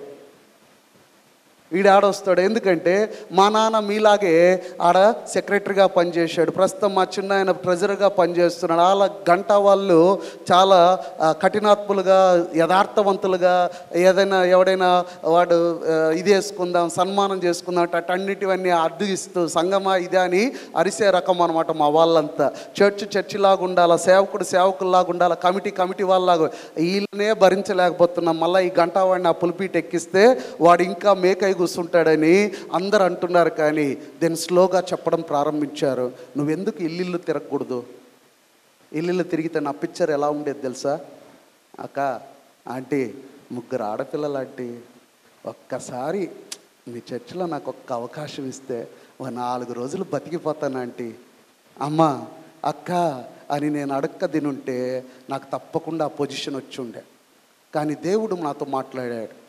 ఆ యొక్క యోహాను సువార్త 10వ అధ్యాయం 1వ వచనం ఏమన్నదో తెలుసా, దొంగ కాపరట దొడ్డిదారిని వస్తాడట. దొంగ కాపరి ఎట్టొస్తాడు, దొడ్డిదారిని వస్తాడు. మంచి కాపరికి ద్వారపాలకులు ద్వారం తెరుస్తారట. ఎవరు తెరుస్తారు?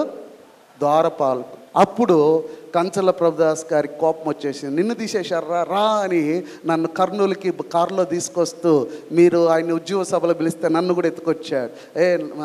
తాత నేను అయిపోయిన తాత 12 ఏళ్ళు చేశాను, నేను ఇండివిజువల్గా చేసుకుంటా, మా పాస్టరమ్మ గారికి పెద్ద చర్చ్ ఉంది, వాళ్ళ నాన్నది పెద్ద పరిచర్య, చిన్నగా చేసుకున్న బాగా ఎదుగుతుంది అంటే ఒక విజన్, బాప్టిస్ట్ చర్చెస్ని బాగు చేసుకోవాలన్న విజన్తో నేను పరిచర్యలో ఉంటున్నా.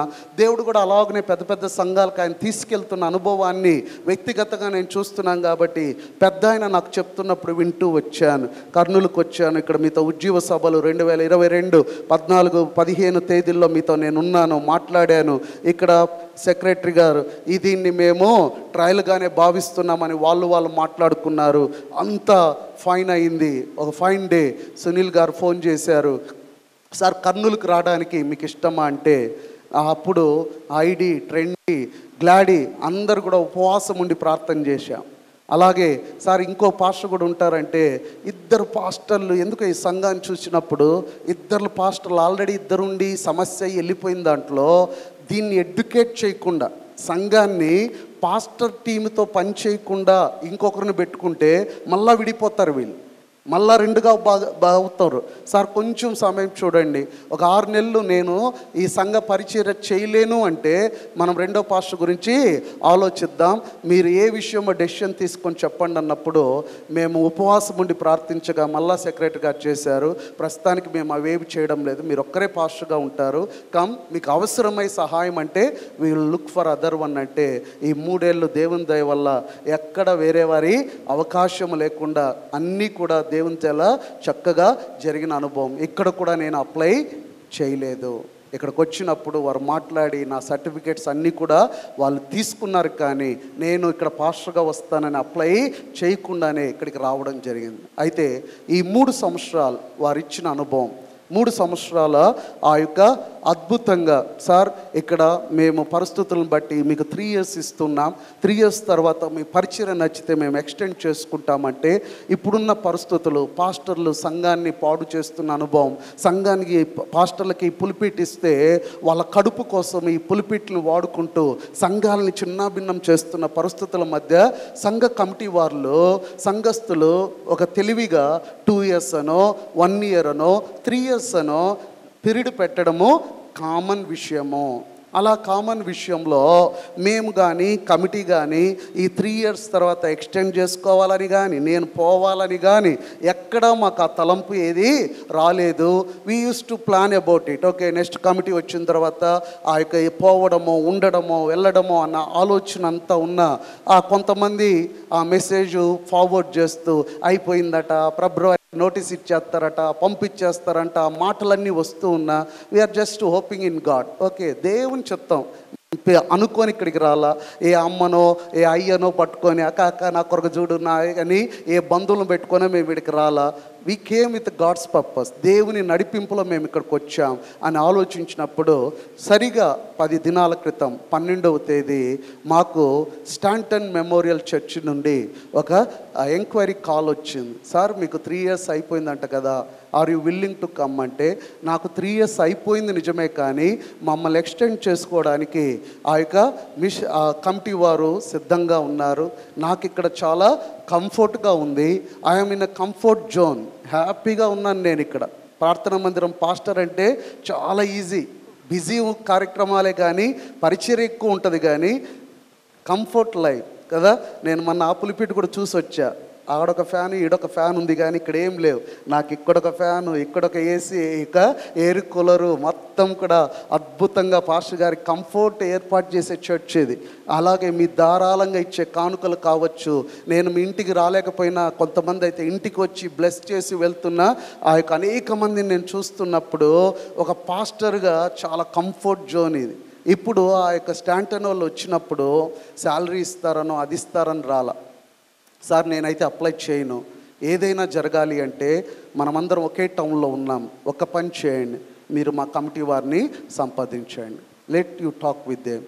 ఫస్ట్ టైం చరిత్రలో, కర్నూలు చరిత్రలో 2 సంఘాల పెద్దలు కమిటీ వారు కూర్చొని మాట్లాడుకొని, అయ్యా మా పాస్టర్ బాగున్నాడు, ఇక్కడ కన్నా అక్కడ కంఫర్ట్ ఇచ్చే పని అయితేనే మేము మా పాస్టర్ గారిని రిలీజ్ చేయగలుగుతాం, మీరు వెళ్ళి ఒకసారి చూడండి వినండి అని అన్నీ కూడా మాట్లాడుకున్న తర్వాత అక్కడ ఒక మాట రావడం ఏమంటే, నేను సెక్రటరీ గారు ఒక విషయం మాట్లాడుకోం, సార్ వాళ్ళు విల్లింగ్ ఉన్నారు, నేను ఒక పని చేస్తాను, వాళ్ళెట్ట అందరూ పెద్దలు వచ్చి అడుగుతున్నారు కాబట్టి ఇక్కడ నాకు ఇచ్చేదానికన్నా నేను అక్కడ డబల్ అడుగుతాను, ఆ డబల్ అమౌంట్ కర్నూలు పట్టణంలో ఎవరు ఇవ్వడం లేదు కాబట్టి 40-45 అన్నారంటే మీ దగ్గరికే బాల్ కొడతాను, మీరు అదేదో మేమే ఇచ్చుకొని మేమే కంటిన్యూ చేసుకుంటా అంటే ఒక మర్యాదగా వాళ్ళని మనం పంపినట్టు ఉంటుంది అని మేము ఆలోచించాం. కానీ వాళ్ళు వచ్చిన తర్వాత వాళ్ళ వేదన చెప్పారు, వాళ్ళ బాధలు చెప్పారు. సార్ మా సంఘం 2గా విడిపోయింది, మా సంఘంలో మెసేజ్ లేకుండా పోయింది. చాలా కుటుంబాలు వెనకబడిపోతూ ఉన్నాయి. మాకు దేవుని వాక్యాన్ని ప్రకటించే వాళ్ళకి కావాలి, మా సంఘాన్ని ఒకటి చేసే వాళ్ళకి కావాలి. మీరు ఒకటి చేసేది దేవుడు, నేను కాదు.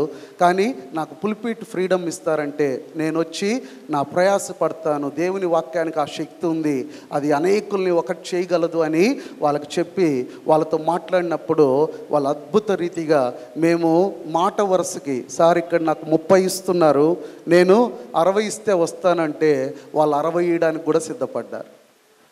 అప్పుడు నేను అనుకోవచ్చు, మీరు అనొచ్చు, ఈయన డబ్బులు ఎక్కువ వెళ్ళిపోతున్నాడేమో అనుకోవద్దు, సరేనా? నాకు ప్రార్థనా మందిరం వాళ్ళు ఇచ్చిన ఈ యొక్క పేపర్ కూడా ఉంది. ఈ పేపర్లో వాళ్ళు ఎంత ఇచ్చారో తెలుసా నాకు? ద శాలరీ ఈజ్ ఫిక్స్డ్ ₹20,000 అన్నారు. 20,000. నేను ఇంతకుముందు చర్చ్ 12 years చేసిన చర్చ్లో 30,000 తీసుకునే నేను 20,000 అనగానే ఇక్కడే మా యొక్క ప్రెసిడెంట్ గారు అనౌన్స్ చేశారు. నాకు షాకు. వీళ్ళందరితో సార్ నాకు అంత ఇస్తున్నారు, నాకు వచ్చినప్పుడు మేము చూసుకుంటాం పాస్టర్ గారు, మీరు రండి అంటున్నారు. వీళ్ళు అమౌంట్ ఏం చెప్పడంలే, ఏడకొచ్చి ప్రకటన చేస్తే 20,000 అంటే అక్కడ మా అమ్మ పాస్టర్ అమ్మ లైవ్లో చూస్తున్నారు. ఈడేంది 20,000కి ఒప్పుకొని వచ్చాడని మా వాళ్ళు తిడుతున్నారు. నన్నేం చేయమంటామా? వాళ్ళు సడన్గా చెప్పారు అంటే దేవుని చిత్తం. ఒక మాట అనుకున్నాం, దేవుడు ఆ 20,000కైనా నేను ఇక్కడికి వచ్చా. ఈరోజు 60,000 అని నేను వెళ్ళడంలే. నేను వెళ్తున్నది దేనికో తెలుసా? అక్కడ వారు అవసరం అన్నప్పుడు ఒక ఆరోగ్యకరమైన ఆహ్లాదకరమైన వాతావరణంలో ఇరు సంఘాల కమిటీ వారు మాట్లాడుకొని అక్కడ వాళ్ళు ఇక్కడ వీళ్ళు మంచి అభిప్రాయంతోనే దేవుని చిత్తమైతే జూన్ 1కి నేను అక్కడ సీనియర్ పాస్టర్గా, ఇంకొక విషయాన్ని కూడా మీరు జ్ఞాపకం చేసుకోవాలి, ఇక్కడ నేను జస్ట్ పాస్టర్ని మాత్రమే. అక్కడ నన్ను దేవుడు సీనియర్ పాస్టర్గా డబల్గా తీసుకెళ్తున్నాడు. మీరేం నన్ను మిస్ కారు. I will be in Kurnool only.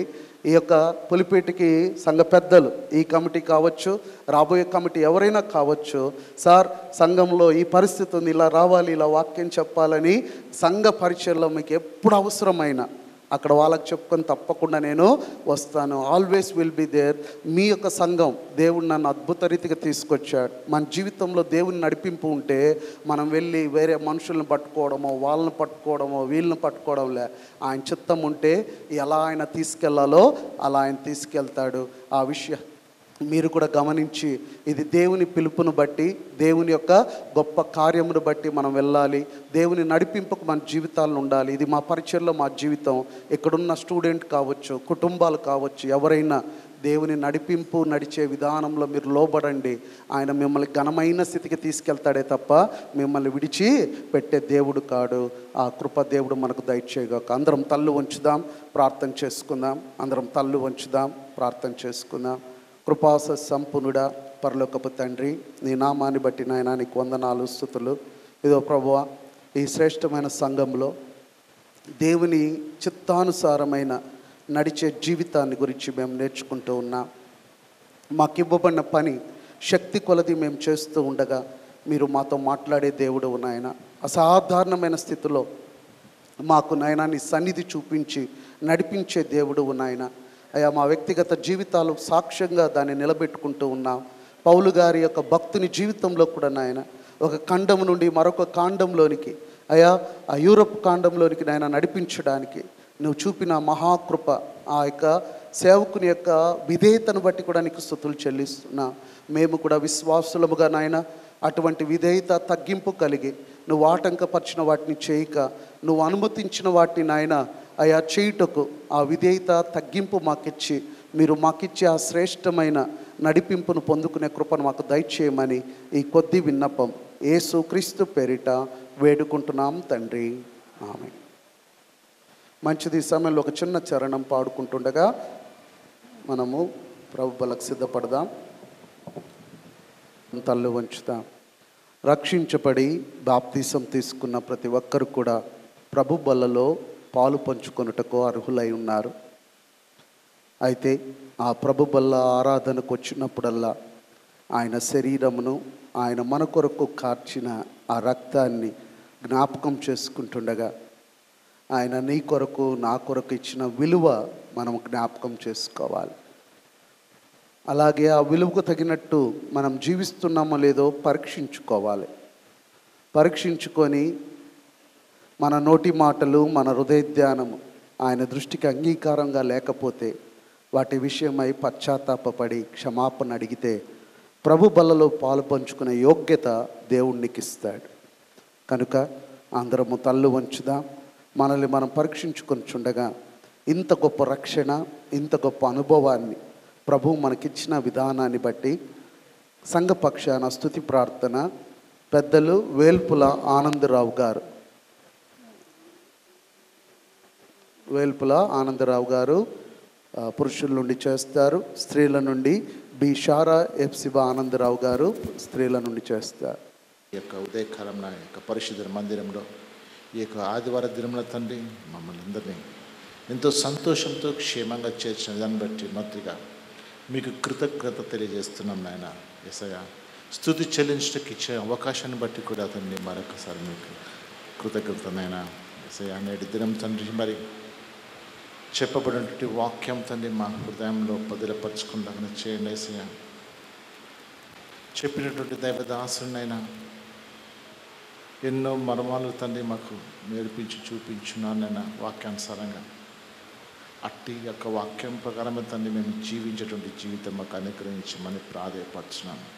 యేసయ్య, మా హృదయాలు తండ్రి పరిశుద్ధంగా ఉంచుకున్నట్టుకు తండ్రి మరి పరిపూర్ణంగా ఉండటకు తండ్రి మీరు మా కొరకు చేసినటువంటి యొక్క బలియాగాన్ని తండ్రి నేటి దినం జ్ఞాపకం చేసుకుంటున్నాం నాయన. మీరు మా పాపములను, మా శాపములు, మేము చేసినటువంటి ప్రతి నీచమైనటువంటి కార్యాలన్నింటినీ తండ్రి మీరు కడుగుటకు తండ్రి మీ యొక్క పుణ్యమైనటువంటి యొక్క శరీరాన్ని తండ్రి, అలాగనే మీరు మా కొరకు దారపోసిన రక్తాన్ని ఈ యొక్క ఉదయకాలంలో తండ్రి మేము జ్ఞాపకం చేసుకుంటున్నాం. ఆయా పరిశుద్ధ పరిస్థితిని మా ముందు ఉంచినటువంటి యొక్క శరీరానికి బదులుగా రొట్టెను మీ యొక్క అమూల్యమైనటువంటి రక్తానికి బదులుగా తండ్రి ద్రాక్షారసం ఇచ్చినారు.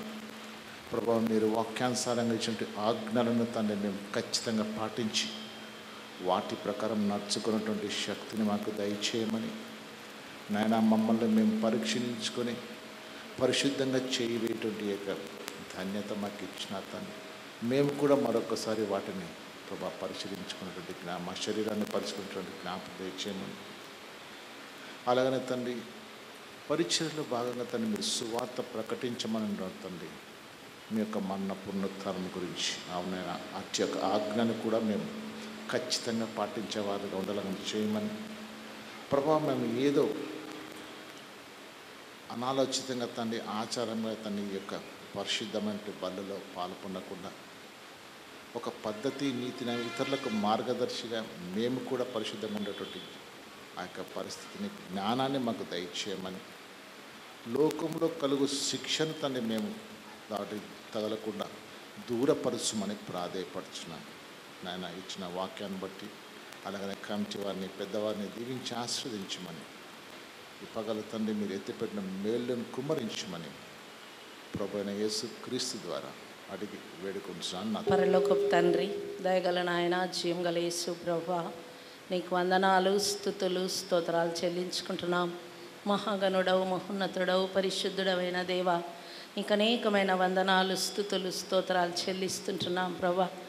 గత ఆదివారం మొదలుకొని ఈ ఆదివారం ఆరాధన దినం వరకు మమ్మల్ని అందరినీ కూడా నాయన మా యొక్క ప్రతి అవసరతలు తీర్చి సజీవుల సంఖ్యలో చేర్చి నీ సన్నిధానానికి నడిపించిన విధానాన్ని బట్టి నీకు వందనాలు, స్తుతులు, స్తోత్రాలు చెల్లిస్తుంటున్నాం. నువ్వెంతైనా నమ్మదగిన దేవుడవు నాయన. శాశ్వతమైన ప్రేమతో మమ్మను ప్రేమించిన మా ప్రభువా, ప్రేమిస్తున్న మా ప్రభువా, నీకు అనేకమైన వందనాలు, స్తుతులు, స్తోత్రాలు చెల్లిస్తుంటున్నాం. మా ప్రభువా, మా రక్షక, తండ్రితో కూడా ఉండుట విడిచిపెట్టకూడని భాగ్యమని ఎంచుకొనక మానవుడిగా ఈ లోకానికి వచ్చి దాసుని స్వరూపం ధరించుకొని శిలువ మరణం పొందినంతగా విధేయత చూపిన వాడవై మాకిచ్చిన గొప్ప రక్షణను బట్టి నీకు వందనాలు. ఆ రక్షణను బట్టి నాయన మాకిచ్చిన సహవాసాన్ని బట్టి, సంఘాన్ని బట్టి మీకు వందనాలు, స్తుతులు, స్తోత్రాలు చెల్లిస్తున్నాం. ఇది నీ సంఘం ప్రభా, నీ స్వరక్తం ఇచ్చినటువంటి కొన్నటువంటి సంఘం కనుక నాయన ప్రభా, ఈ సంఘాన్ని నడిపే దేవుడవు నీవే కనుక నీకు వందనాలు, స్తుతులు, స్తోత్రాలు చెల్లిస్తుంటున్నాం ప్రభా. మరి పాస్టర్ గారి ద్వారా మీరు వినిపించిన దివ్యమైన వర్తమానాన్ని బట్టి మీకు వందనాలు.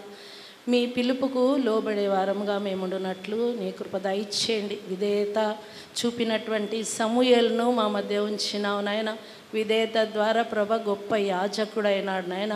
మరి దావీదు కూడా విధేయత చూపించి గొప్ప రాజుగా అయి ఉంటున్నాడు మా ప్రభా.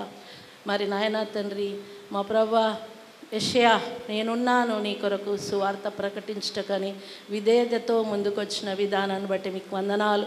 మీ చిత్తానికి లోబడే వారంగా మా సంఘం ఉండగలుగుటకు నీ కృప దయచేయండి. ప్రతి ఒక్కరము కూడా నాయన శాంతి, సమాధానం, నెమ్మదితో సంఘ మరి సంఘ క్షేమము కొరకు జీవించు కృప ప్రతి ఒక్కరికి దయచేయమని వేడుకుంటున్నాం ప్రభా. మా రక్షక, మేము బలలో చేవేయబోచుండగా మమ్మను మేము పరీక్షించుకొనగలిగిన కృప దయచేయండి నాయన.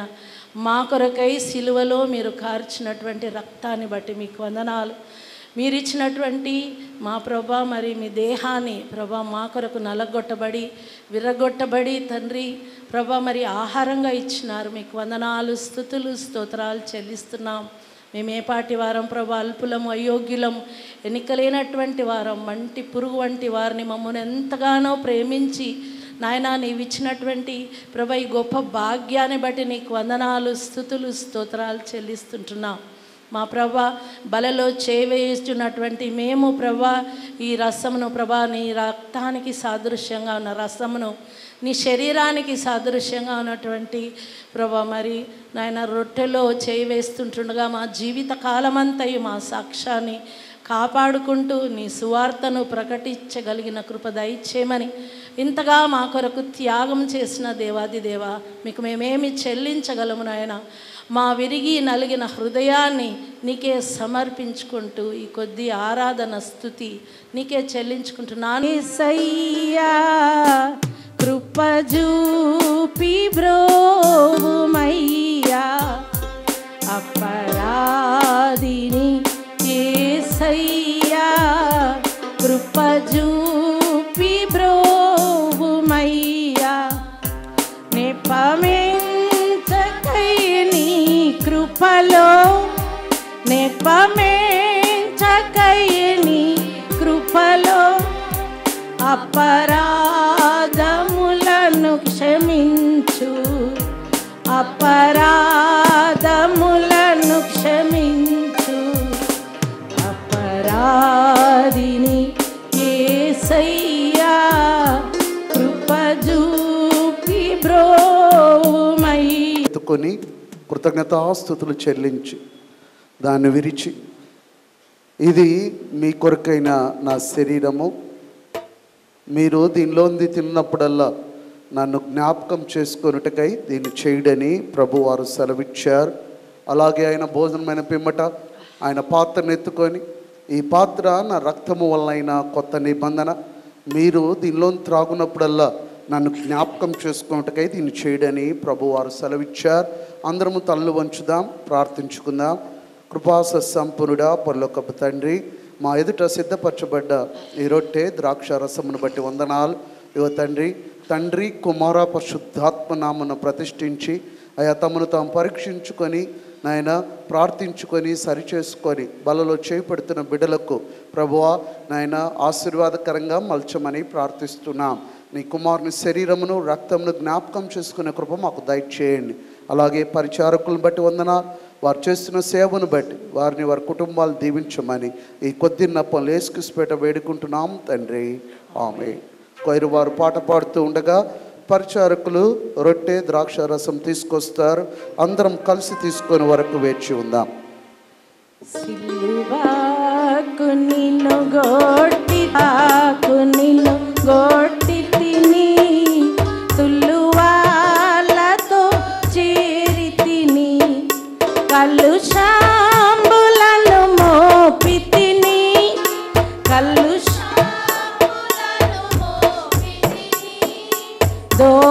దోషుండలేను ప్రభువా, దోషుండలేను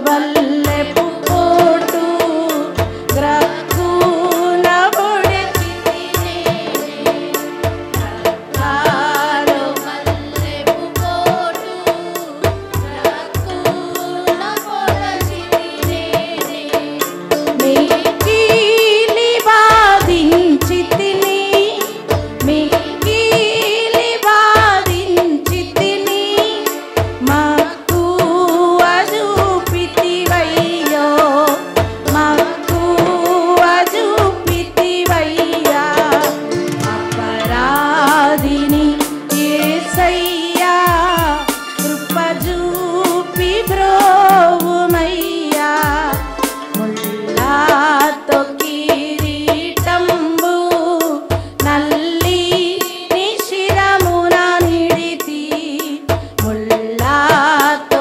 కిరీటంబు నల్లి నిశిరమున నిడితి నా వల్ల నేరమాయే నా వల్ల నేరమాయే చల్లాని దయగల తండ్రి చల్లాని దయగల తండ్రి అపరాధిని యేసయ్యా కృప చూపి బ్రోవుమయ్యా దాహంబుగొనగా చేదు చిరకాను ద్రావా నిడితి దాహంబుగొనగా చేదు చిరకాను ద్రావా నిడితి ద్రోహుండనై చేసితిని ద్రోహుండనై చేసితిని దేహంబుగాయంబులను దేహంబుగాయంబులను అపరాధిని యేసయ్యా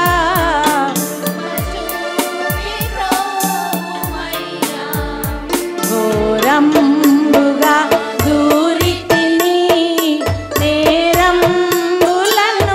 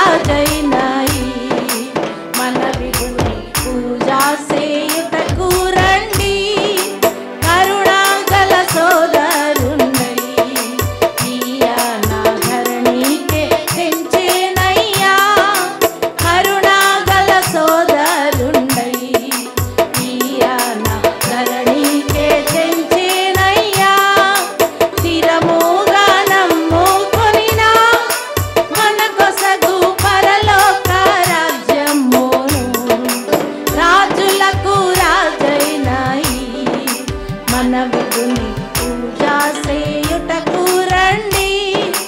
నక్కలకు ఉయ్యాలుండే ఆకాశ పక్షులకు గుళ్ళుండేను. నక్కలకు ఉయ్యాలుండే ఆకాశ పక్షులకు గుళ్ళుండేను. ఒక్కింత స్థలమైనను మన విభుని ఎక్కడ లేకుండేను. రాజులకు రాజైన మన విధుని పూజా చేయుటకు రండి. అపహాసములు చేయుచు నాయానముపై నుమియుచు అపహాసములు చేయుచు నాయానముపై నుమియుచు కృపమాలిన సైనికులందరూ నెపములెంచుచుగొట్టి రాజులకు రాజైన మన విధుని పూజా చేయుటకు రండి. కరము నందొక్కరెల్లు గుడగాను స్థిరముగాను నిచివారల్. కరము నందొక్కరెల్లు స్థిరముగాను నిచివారల్. ధరణిపతి శ్రేష్ఠుడా నీకిప్పుడు దండమనుచును మ్రొక్కిరి. రాజులకు రాజైన మన విధుని పూజా చేయుటకు రండి. ఇట్టి శ్రమలను పొందిన రక్షకుని పట్టుదలతో నమ్మిన ఇట్టి శ్రమలను పొందిన రక్షకుని పట్టుదలతో నమ్మిన అట్టహాసము తోడను పరలోక పట్టణమున చేర్చును. రాజులకు రాజైన మన విభుని పూజా చేయుటకు రండి.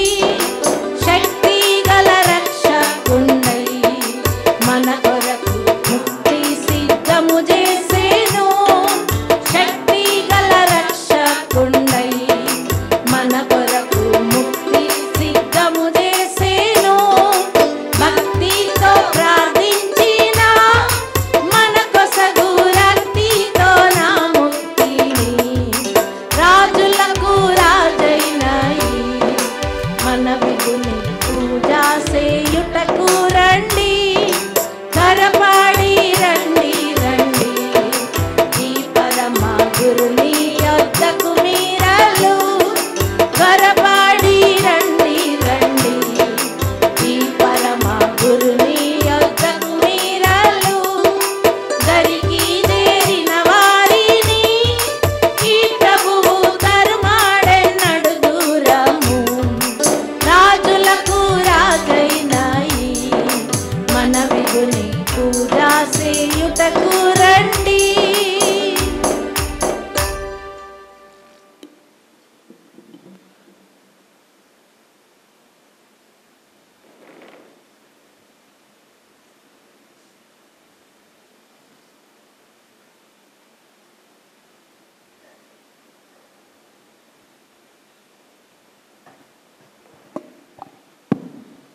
అందరము తలలు వంచుదాం.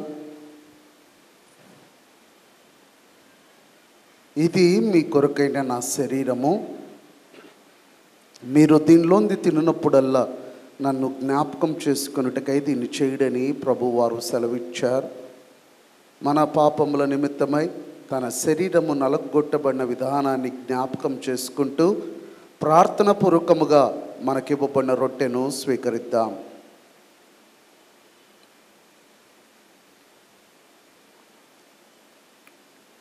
ఆ ప్రకారమే ఆయన ఆ పాత్రను ఎత్తుకొని, ఈ పాత్ర రక్తము వల్లైన నా కొత్త నిబంధన, మీరు దీనిలోంది త్రాగునప్పుడల్లా నన్ను జ్ఞాపకం చేసుకున్నట్టుకై దీన్ని చేయడని ప్రభువారు సెలవిచ్చారు కనుక మన పాపములను కడుగా కార్చబడిన పవిత్రమైన యేసు రక్తమును జ్ఞాపకం చేసుకుంటూ ప్రార్థన పూర్వకముగా ఈ యొక్క మనకివ్వబడిన ద్రాక్షారసం స్వీకరిద్దాం.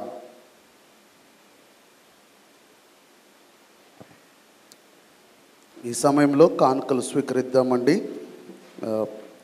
పురుషుల నుండి కె ఐజక్ గారు, ఏ శాంసన్ గారు, ఏ అమృతరాజ్ గారు.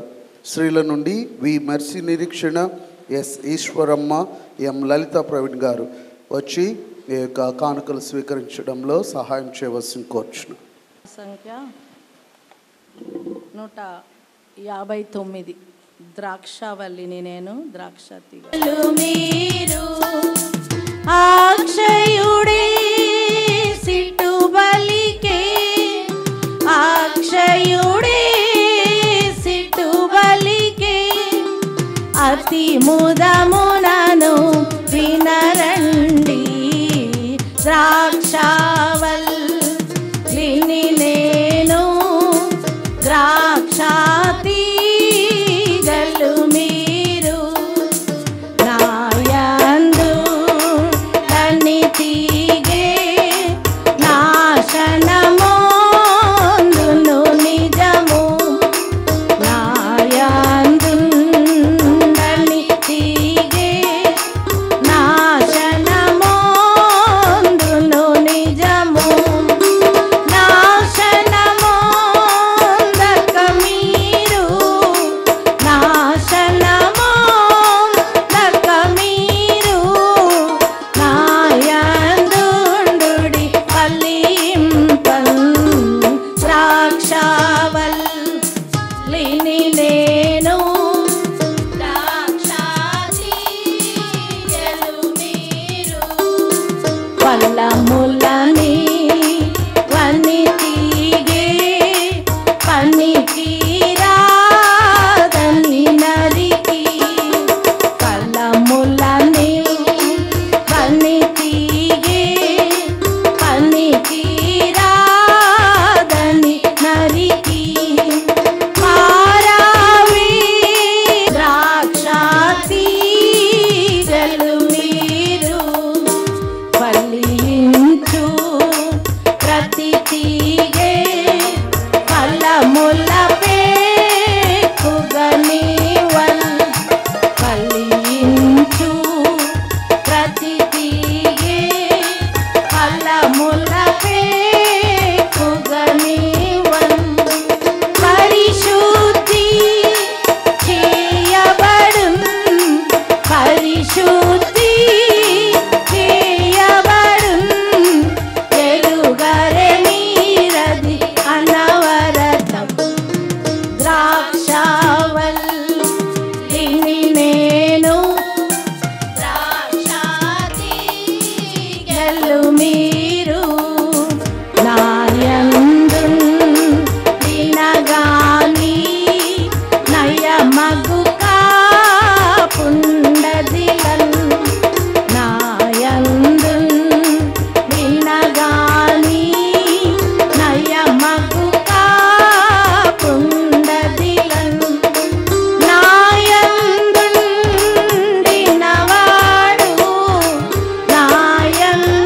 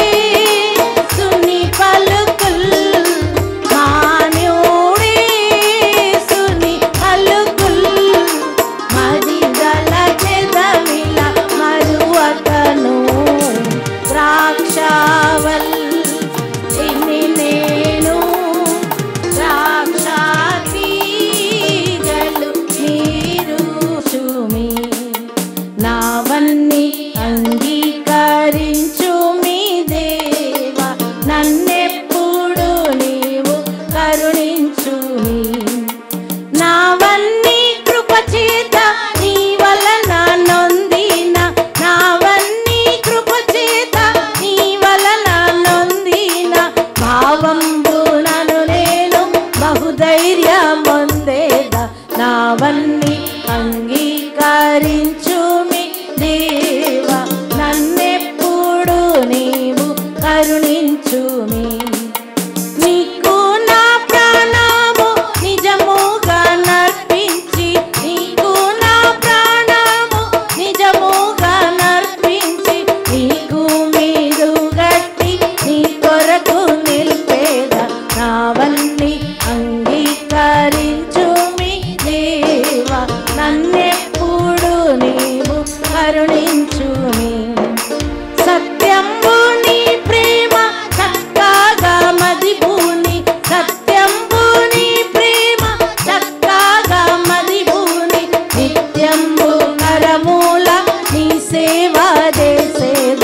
నావన్నీ అంగీకరించుమి దేవా, నన్నెప్పుడు నీవు కరుణించుమి.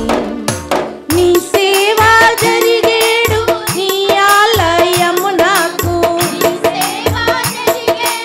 నీ ఆలయము నాకు, నా సాక్షి నడిపించు మరలా నా పదములు. నావన్నీ అంగీకరించుమి దేవా, నన్నెప్పుడు నీవు కరుణించుమి. గారు 500 రూపాయలు ఇచ్చి ఉన్నారు. వి జాన్సన్ ఇజ్రాయెల్ గారు కృతజ్ఞత కానుక 10th క్లాస్లో మంచి మార్కులు వచ్చినందుకు 1000 రూపాయలు కానుక ఇచ్చి ఉన్నారు. అలాగే వి లీకి ప్రభాస్ పాల్ కృతజ్ఞత కానుక 500 రూపాయలు ఇచ్చి ఉన్నారు. అలాగే ఎన్ లక్ష్మమ్మ గారు 1200 రూపాయలు కానుక ఇచ్చి ఉన్నారు. అలాగే కృతజ్ఞత కానుక పి సులోచన గారు 500 రూపాయలు ఇచ్చి ఉన్నారు. అలాగనే పేరు రాయలేదు, 200 రూపాయలు కానుక ఇచ్చి ఉన్నారు. కానుక ఇచ్చిన బిడ్డలను దేవుడు దీవించుగాక. ఈ సమయంలో కానుకల ప్రేయర్ కొరకు సిద్ధపరచబడిన వారు బి ఆనందరావు గారు. వారు ఇక జలుబు చేసి బాగలేదు కనుక రాలేకపోయారు. ఈ సమయంలో సంఘ అధ్యక్షుల వారు ఆకిపోక్ భాస్కర్ గారు 2 మాటలు ముందు సంఘానికి తెలియచేసి తర్వాత కానుకల కొరకు కూడా ప్రార్థన చేయవలసింది కోరుచున్నాం. సంఘ కాపరి, సంఘ నాయకులు, సంఘ పెద్దలు, సంఘ విశ్వాసులందరికీ ప్రభును రక్షకుడైన యేసుక్రీస్తు నామమున శుభములు, వందనములు తెలియజేస్తున్నాను. సంఘ కాపరి గారు తెలియజేసిన రీతిగా మరి మన ఉజ్జీవ సభలలో 12వ నాకు కూడా అసలు తెలియదు. ఈ శ్రీ ఎన్ నాగరాజు గారు నాకు ఫోన్ చేశారు, ఏం సార్ ఇట్లా అంటానే అని చెప్పేసి. లేదని నేను ఇమీడియట్గా సునీల్కు అందరికీ మా వాళ్ళకు కమిటీకి ఫోన్ చేస్తే, లేదు పాస్టర్ గారు అప్లికేషన్ పెట్టలేదు, కేవలం పీరియడ్ అయిపోయిందని మేము అడిగాము, ఆయన కమిటీ వారితో మీరు మాట్లాడండి అని చెప్పారని చెప్పేసి ఆ కమిటీ పెద్దలు చాలామంది స్టాండింగ్ కమిటీ వారు మాట్లాడినారనే విషయం మాకు తెలియవచ్చింది. ఏది ఏమైనప్పటికీ వారు మెసేజ్ కోసం అడిగినారు. 11-12 మొన్న సండే మనకి ఇక్కడ ఉద్యోగ సభలు జరిగేటప్పుడు ఆ రోజుల్లో నేను పర్మిషన్ ఇవ్వడం జరిగింది. అక్కడ సార్ గారు మెసేజ్ ఇవ్వడం జరిగింది. తదనంతరం తిరిగి స్టాండింగ్ కమిటీ వారు Staunton memorial Telugu Baptist church సంఘ నాయకులు అందరూ కూడా వచ్చి మరి నిన్నటి దినమున వాళ్ళు మీటింగ్స్ పెట్టుకొని జనరల్ బాడీలు అన్నింటిలో కూడా సెలెక్ట్ చేసుకున్నారు. మరి స్టాండింగ్ కమిటీలో రెజల్యూషన్ పాస్ అయిన తర్వాత జనరల్ బాడీలో కూడా అప్రూవల్ చేసుకొని మరి నాకు నిన్నటి దినమున గంటా కరుణాసాగర్ గారిని మేము పాస్టర్గా అపాయింట్ చేసినాము. మరి మీ చర్చిలో ఆయన పీరియడు 31/5/2025 వరకు ముగుస్తుందని తెలియజేసినారు కనుక మరి ఆ సమయంలో ఆయన సేవలు మా సంఘానికి అవసరం కనుక మేము ఉపయోగించుకుంటాము. ఆయనకు 60,000 రూపాయల శాలరీ మరి మొత్తం ఇచ్చేసి మేము ఇచ్చేస్తున్నామని చెప్పేసి రాతపూర్వకంగా స్టాంటన్ మెమోరియల్ తెలుగు సంఘస్థులు నాకు ఒక లెటరు, అపాయింట్మెంట్ లెటర్ అయ్యగారిది పర్సనల్గా నాకు కూడా మరి సంఘానికి తెలియజేస్తూ ఒక లెటర్ రిలీవ్ చేయండి అని వారు అభ్యర్థన కూడా చేయడం జరిగింది. దానితో పాటుగా మన సంఘ కాపరి గారు కూడా తన ఇండివిజువల్గా అయ్యగారు మామూలుగా సంఘంలో చాలామంది అయ్యగారు చెప్పాడు నేను నోటీసులు ఇవ్వాలి అది అని. నేను ఎప్పుడు నోటీసులు ఇస్తాను కానీ మా కమిటీ వారు కానీ ఎన్నడూ అయ్యగారిని తీసేయాలనే ఉద్దేశం మాలో లేదు.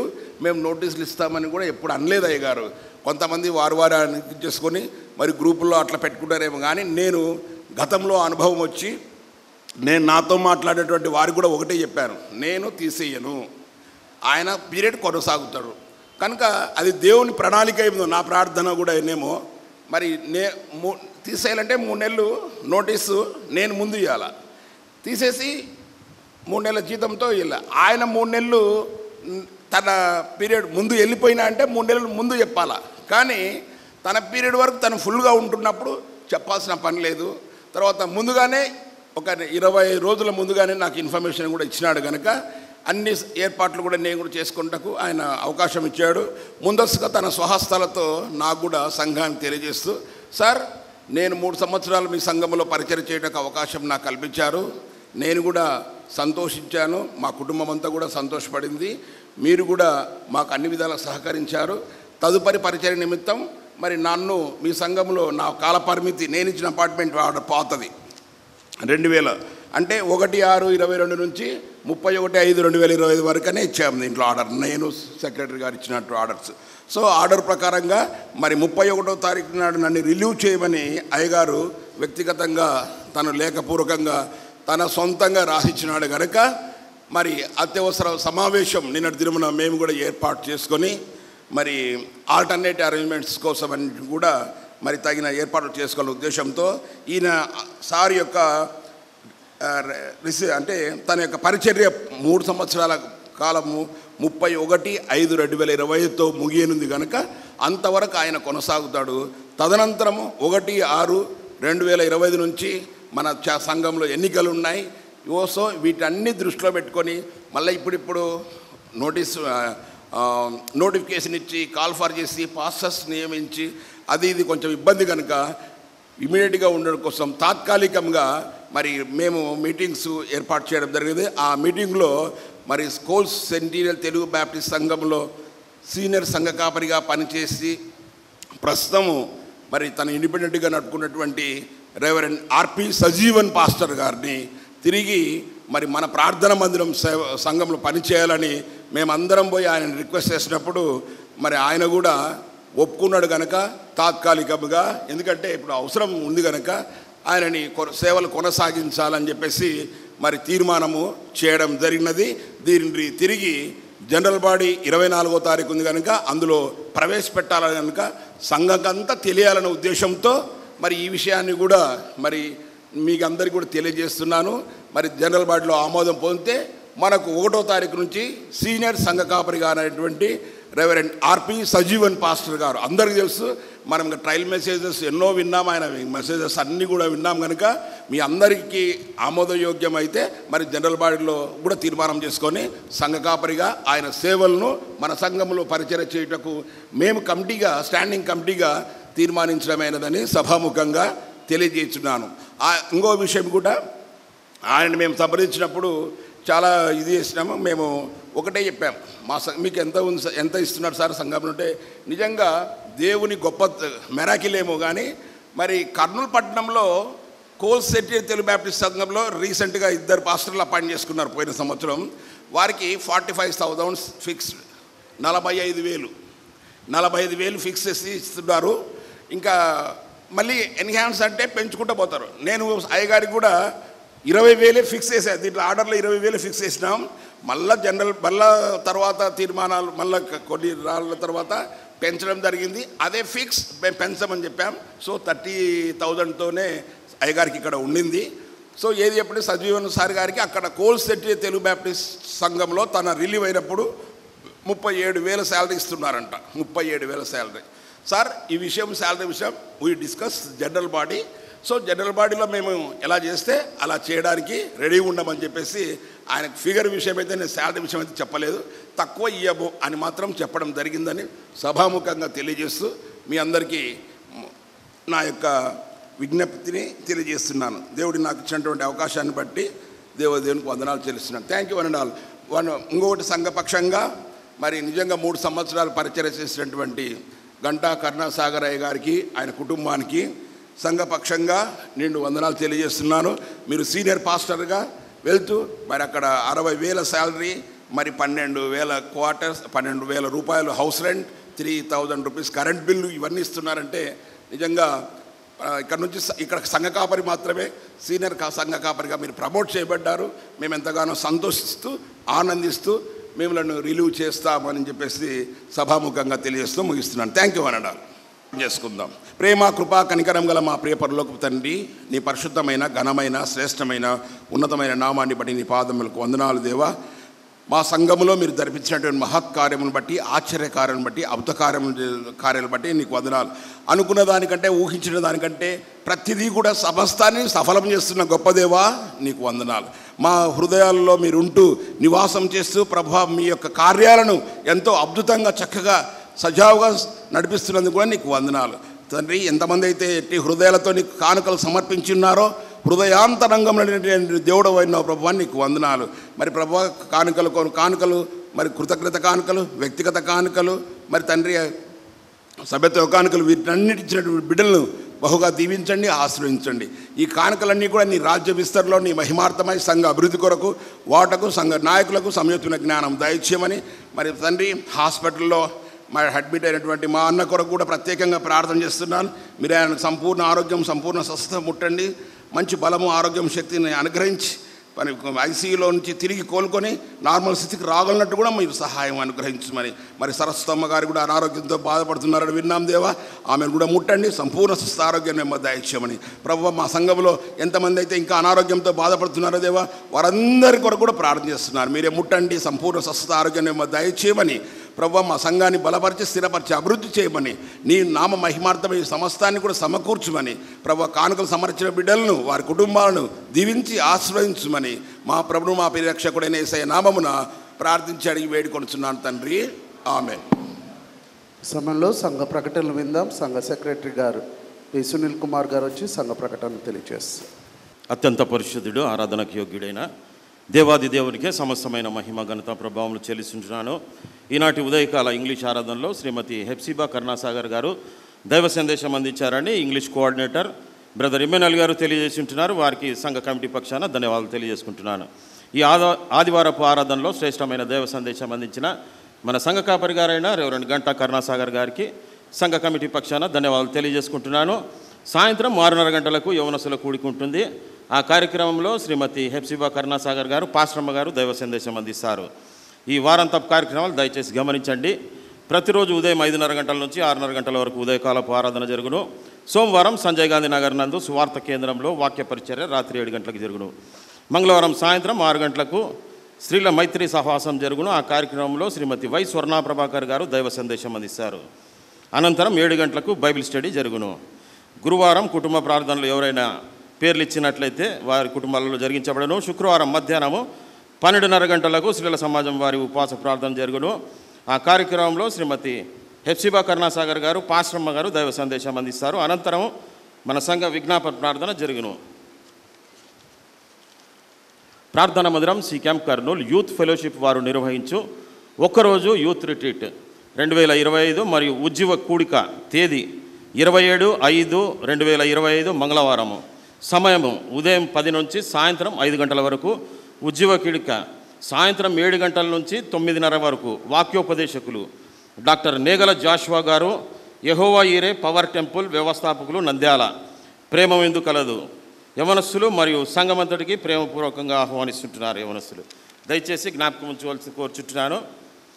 సంఘ వార్షిక సర్వసభ్య సమావేశము 15/5/2025 ఉదయం 10 గంటలకు సంఘ సర్వసభ్య సమావేశము డాక్టర్ ఆకిపోగు భాస్కర్ గారి అధ్యక్షతన ఏర్పాటు చేయబడినది. హాజరైన సభ్యులు కోరం లేని కారణంగా వాయిదా వేయడమైనది. తిరిగి 24/5/2025 శనివారం సాయంత్రము 5 గంటలకు కోరం ఉన్నను లేకున్నను, ఎవరు వచ్చినా రాకున్నను సర్వసభ్య సమావేశము జరిగించబడును. కావున అందరు సభ్యులు తప్పక హాజరు కావాల్సిందిగా తెలియజేయడమైనది. అజెండా అంశాలు: సంఘ వార్షిక నివేదికలు సమర్పించుట, సంఘ నూతన కార్యవర్గం ఏర్పాటు కొరకు ఎన్నికల కమిషన్ను ఏర్పాటు చేసుకునుట, ఇతర అంశాలు అధ్యక్షుని అనుమతితో. సర్క్యులర్ 26 సంఘ కార్యవర్గ అత్యవసర సమావేశము 17/5/2025 సాయంత్రం 4 గంటలకు. అజెండా అంశాలు: ప్రార్థన మందిర సంఘ కాపరి యొక్క పరిచర్య, సంఘ నియమావళి బైలా ప్రకారం ఈ నెలాఖరులో 3 సంవత్సరములు పూర్తి అవుతున్నందున సంఘ కాపరి గారు తన పరిచర్య పునరుద్ధరణకు రెన్యువల్కు దరఖాస్తు చేయకపోవడము. 2. స్టాంటన్ మెమోరియల్ చర్చి వారి రిలీవ్ అభ్యర్థన దరఖాస్తు. 3. ప్రార్థనా మందిర సంఘ కాపరి గారైన రెవరెండ్ గంటా కరుణాసాగర్ గారి కాలపరిమితి ముగిసినందున ఇక్కడ పరిచర్య నుంచి రిలీవ్ అభ్యర్థన గురించి కార్యవర్గము అనేక విషయాలు చర్చించిన పిదప తీసుకున్న నిర్ణయములు. 1. రెవరెండ్ డాక్టర్ గంటా కరుణాసాగర్ గారి సంఘ కమిటీ వారు దేవుని పరిచర్య నిమిత్తము ఇచ్చిన కాలపరిమితి 1/6/2022 నుంచి 31/5/2025 కాలపరిమితి ముగిసినందున పాస్టర్ గారే స్వయంగా వ్రాసి ఇచ్చినందువల్ల 31/5/2025 తదుపరి పరిచర్య నిమిత్తము మన సంఘం నుంచి రిలీవ్ చేయుటకు తీర్మానించడమైనది. Stanton memorial Telugu Baptist church వారు సీనియర్ సంఘ కాపరిగా నియమిస్తూ 60,000 శాలరీ మరియు ఫ్రీ అకామిడేషన్ మరియు కరెంటు బిల్లు ఇస్తున్నట్లు స్టాండింగ్ కమిటీ వారు లెటర్ ఇచ్చినందున తక్షణ ఏర్పాట్ల నిమిత్తము రిలీవ్ చేయుటకు తీర్మానించడమైనది. 3. మన సంఘంలో ఎన్నికలు ఉన్నందున అత్యవసరంగా కాపరి అవసరం గనక అనేక విధములుగా చర్చించిన పిదప సిసి సంఘంలో పరిచర్య చేసిన సీనియర్ సంఘ కాపరి శ్రీ రెవరెండ్ ఆర్పి సజీవన్ గారిని ఏర్పాటు చేస్తూ తదుపరి దినాలలో సీనియర్ సంఘ కాపరి గారికి సహకారిగా ఉండుటకు జూనియర్ సంఘ కాపరిని నియమించుటకు తాత్కాలికంగా ఆమోదించడమైనది. దీనిని సర్వసభ సమావేశంలో తీర్మానం చేయుటకు పంపుటకు ఆమోదించడమైనది. బయట నుంచి వచ్చిన ప్రకటనలు. దేవుని రాజ్య సువార్త మే 21, 22 బుధవారము గురువారము జూపాడ్ బంగ్లా. ముఖ్య సందేశకులు ఎంపీ శేఖర్ గారు, సిఆర్పి మినిస్ట్రీస్ వ్యవస్థాపకులు. బ్రదర్ జి ధనంజయ శాస్త్రి గారు, జ్ఞానోదయ పరిచర్య వ్యవస్థాపకులు. బ్రదర్ యోనా మల్లెం గారు. కావున ఆసక్తి గలవారు జూపాడ్ బంగ్లాలో ప్రత్యేక కార్యక్రమానికి హాజరు కావాల్సిందిగా మనవి చేస్తుంటున్నాను. మరియు శ్రీ బి మల్లకంటి గారి విజ్ఞాపన. మల్లకంటి బి సరస్వతమ్మ గారు, వైఫ్ ఆఫ్ మల్లకంటి విఠల్ నగర్. సరస్వతమ్మకు వెన్నపూసకు ఆపరేషన్ అయినందున వారి స్వస్థత కోసము సంఘమంతా ప్రార్థించవలసిందిగా కోరుచుంటున్నారు కనుక గమనించగలరని కోరుచుంటున్నాను. దేవుడు నాకు ఇచ్చిన అవకాశాన్ని బట్టి దేవునికి కృతజ్ఞతలు చెల్లిస్తూ ప్రకటన ముగిస్తున్నాను. Thank you. వన్స్ అగైన్ మన సంఘ కాపరి గారు సీనియర్ సంఘ కాపరిగా ప్రమోట్ అవుతూ మంచి రెమ్యునరేషన్తో పోతున్నందువల్ల సంఘ పక్షాన పాస్టర్ గారికి శుభాకాంక్షలు తెలియజేస్తున్నాను. Thank you. Thank you sir. మంచిది. ప్రియ దేవుని బిడ్డలారా, నేను మళ్ళీ వేరే మెసేజ్ చెప్పడానికి వెళ్ళాలి కనుక మరలా మనం కలుద్దాం. దేవుని చిత్తం అయితే ఇది లాస్ట్ కాదు, రేపు వారం కూడా ఉంది. 31 దాకా నేను పాస్టర్గా ఉంటాను. సో 31 దాకా మళ్ళీ మనం కలుస్తూ ఉంటాం. దేవుని చిత్తం అయితే ఆయన పరిచర్లో మనం అందరం ఎప్పుడు కలుస్తూ ఉంటాం. పోగువారి పెళ్లి పిలుపు ఈ యొక్క వాక్యము మనం శ్రీమతి టి కాంతమ్మ, శ్రీ ఎం సుందర్రాజు, తిరుమలగిరి టౌన్షిప్, కర్నూలు వాస్తవ్యులు, మన సంఘ సభ్యులు, వారి యొక్క కనిష్ట పుత్రుడు చిరంజీవి ఎం సామ్యుల్ రాజుకు, హిందూపురం వాస్తవ్యులు శ్రీమతి బి సుధామయ్, ఎన్టి ప్రసాద్ గార్ల జ్యేష్ఠ పుత్రిక ఎన్టి ప్రబలికకు పరిశుద్ధ వివాహము 23/5/2025 శుక్రవారము మధ్యాహ్నం 11:30 గంటలకు RMS function hall, Dharmapur road, Hindupur నందు పరిశుద్ధ వివాహము జరప పెద్దలు నిర్ణయించి ఉన్నారు. అలాగే వారి యొక్క రిసెప్షన్ వారి స్వగృహం నందు ఆ యొక్క తిరుమలగిరి టౌన్షిప్ నందు 26/5/25 జరుగునని సంఘానికి తెలియచేస్తున్నాం. ఇది మొదటి చివరి ప్రకటనగా సంఘానికి తెలియచేస్తున్నాం. మంచిది, అందరం లేచి ఉంబడదాం. ప్రార్థన అవసరతలు కలిగిన వారు ముందుకు వచ్చి మోకరించండి. ప్రార్థన ఆశీర్వాదంతో కూడిక ముగించుకుందాం.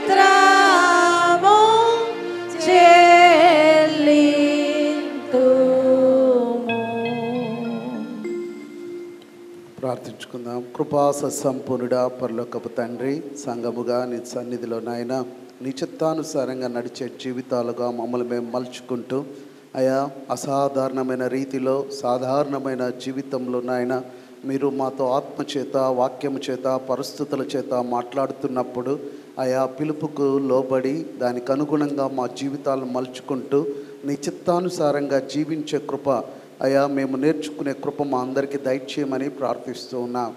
నీ పాద సన్నిధిలో తమను తాము తగ్గించుకొని మోకరించి ప్రార్థిస్తున్న బిడ్డల కొరకు ప్రత్యేకంగా ప్రార్థిస్తున్నాను. ఏ కష్టం, ఏ బాధ, ఏ వేదన, ఏ అవసరత ఉన్నదో బహుగా ఎరిగిన దేవుడవు నాయన వారిని దర్శించండి. వారికి కావలసిన గొప్ప జవాబునైనా బిడ్డలకు దయచేయండి. నిలబడి ప్రార్థనలు ఏకీభవిస్తున్న ప్రతి కుటుంబాన్ని బట్టి నాయన నీకు వందనాలు. బిడ్డలను బలపరచండి నాయన. అయా ఈ లోకంలోనికి మేము వెళ్తున్నాం, లోక మాలిన్యం మమ్మల్ని అంటకుండా తండ్రి అయా మమ్మల్ని ప్రభువా నీ ఆత్మచేత నడిపించమని ప్రార్థిస్తున్నాం. సంఘముగా నాయన అయా సరస్వతమ్మ మల్లికంఠ గారిని జ్ఞాపకం చేసుకుంటున్నాం. పెద్దవారు నాయన ఆ యొక్క వెన్నుపూస ఆపరేషన్ జరిగింది తండ్రి, ఎటువంటి కాంప్లికేషన్స్ లేకుండా సంపూర్ణ స్వస్థత నొంది ఆరోగ్యవంతురాలై అయా మందిరంలో మా అందరితో కలిసి ఆరాధించే కృపనైనా అమ్మకు మీరు దయచేయమని ప్రార్థిస్తూ ఉన్నాం.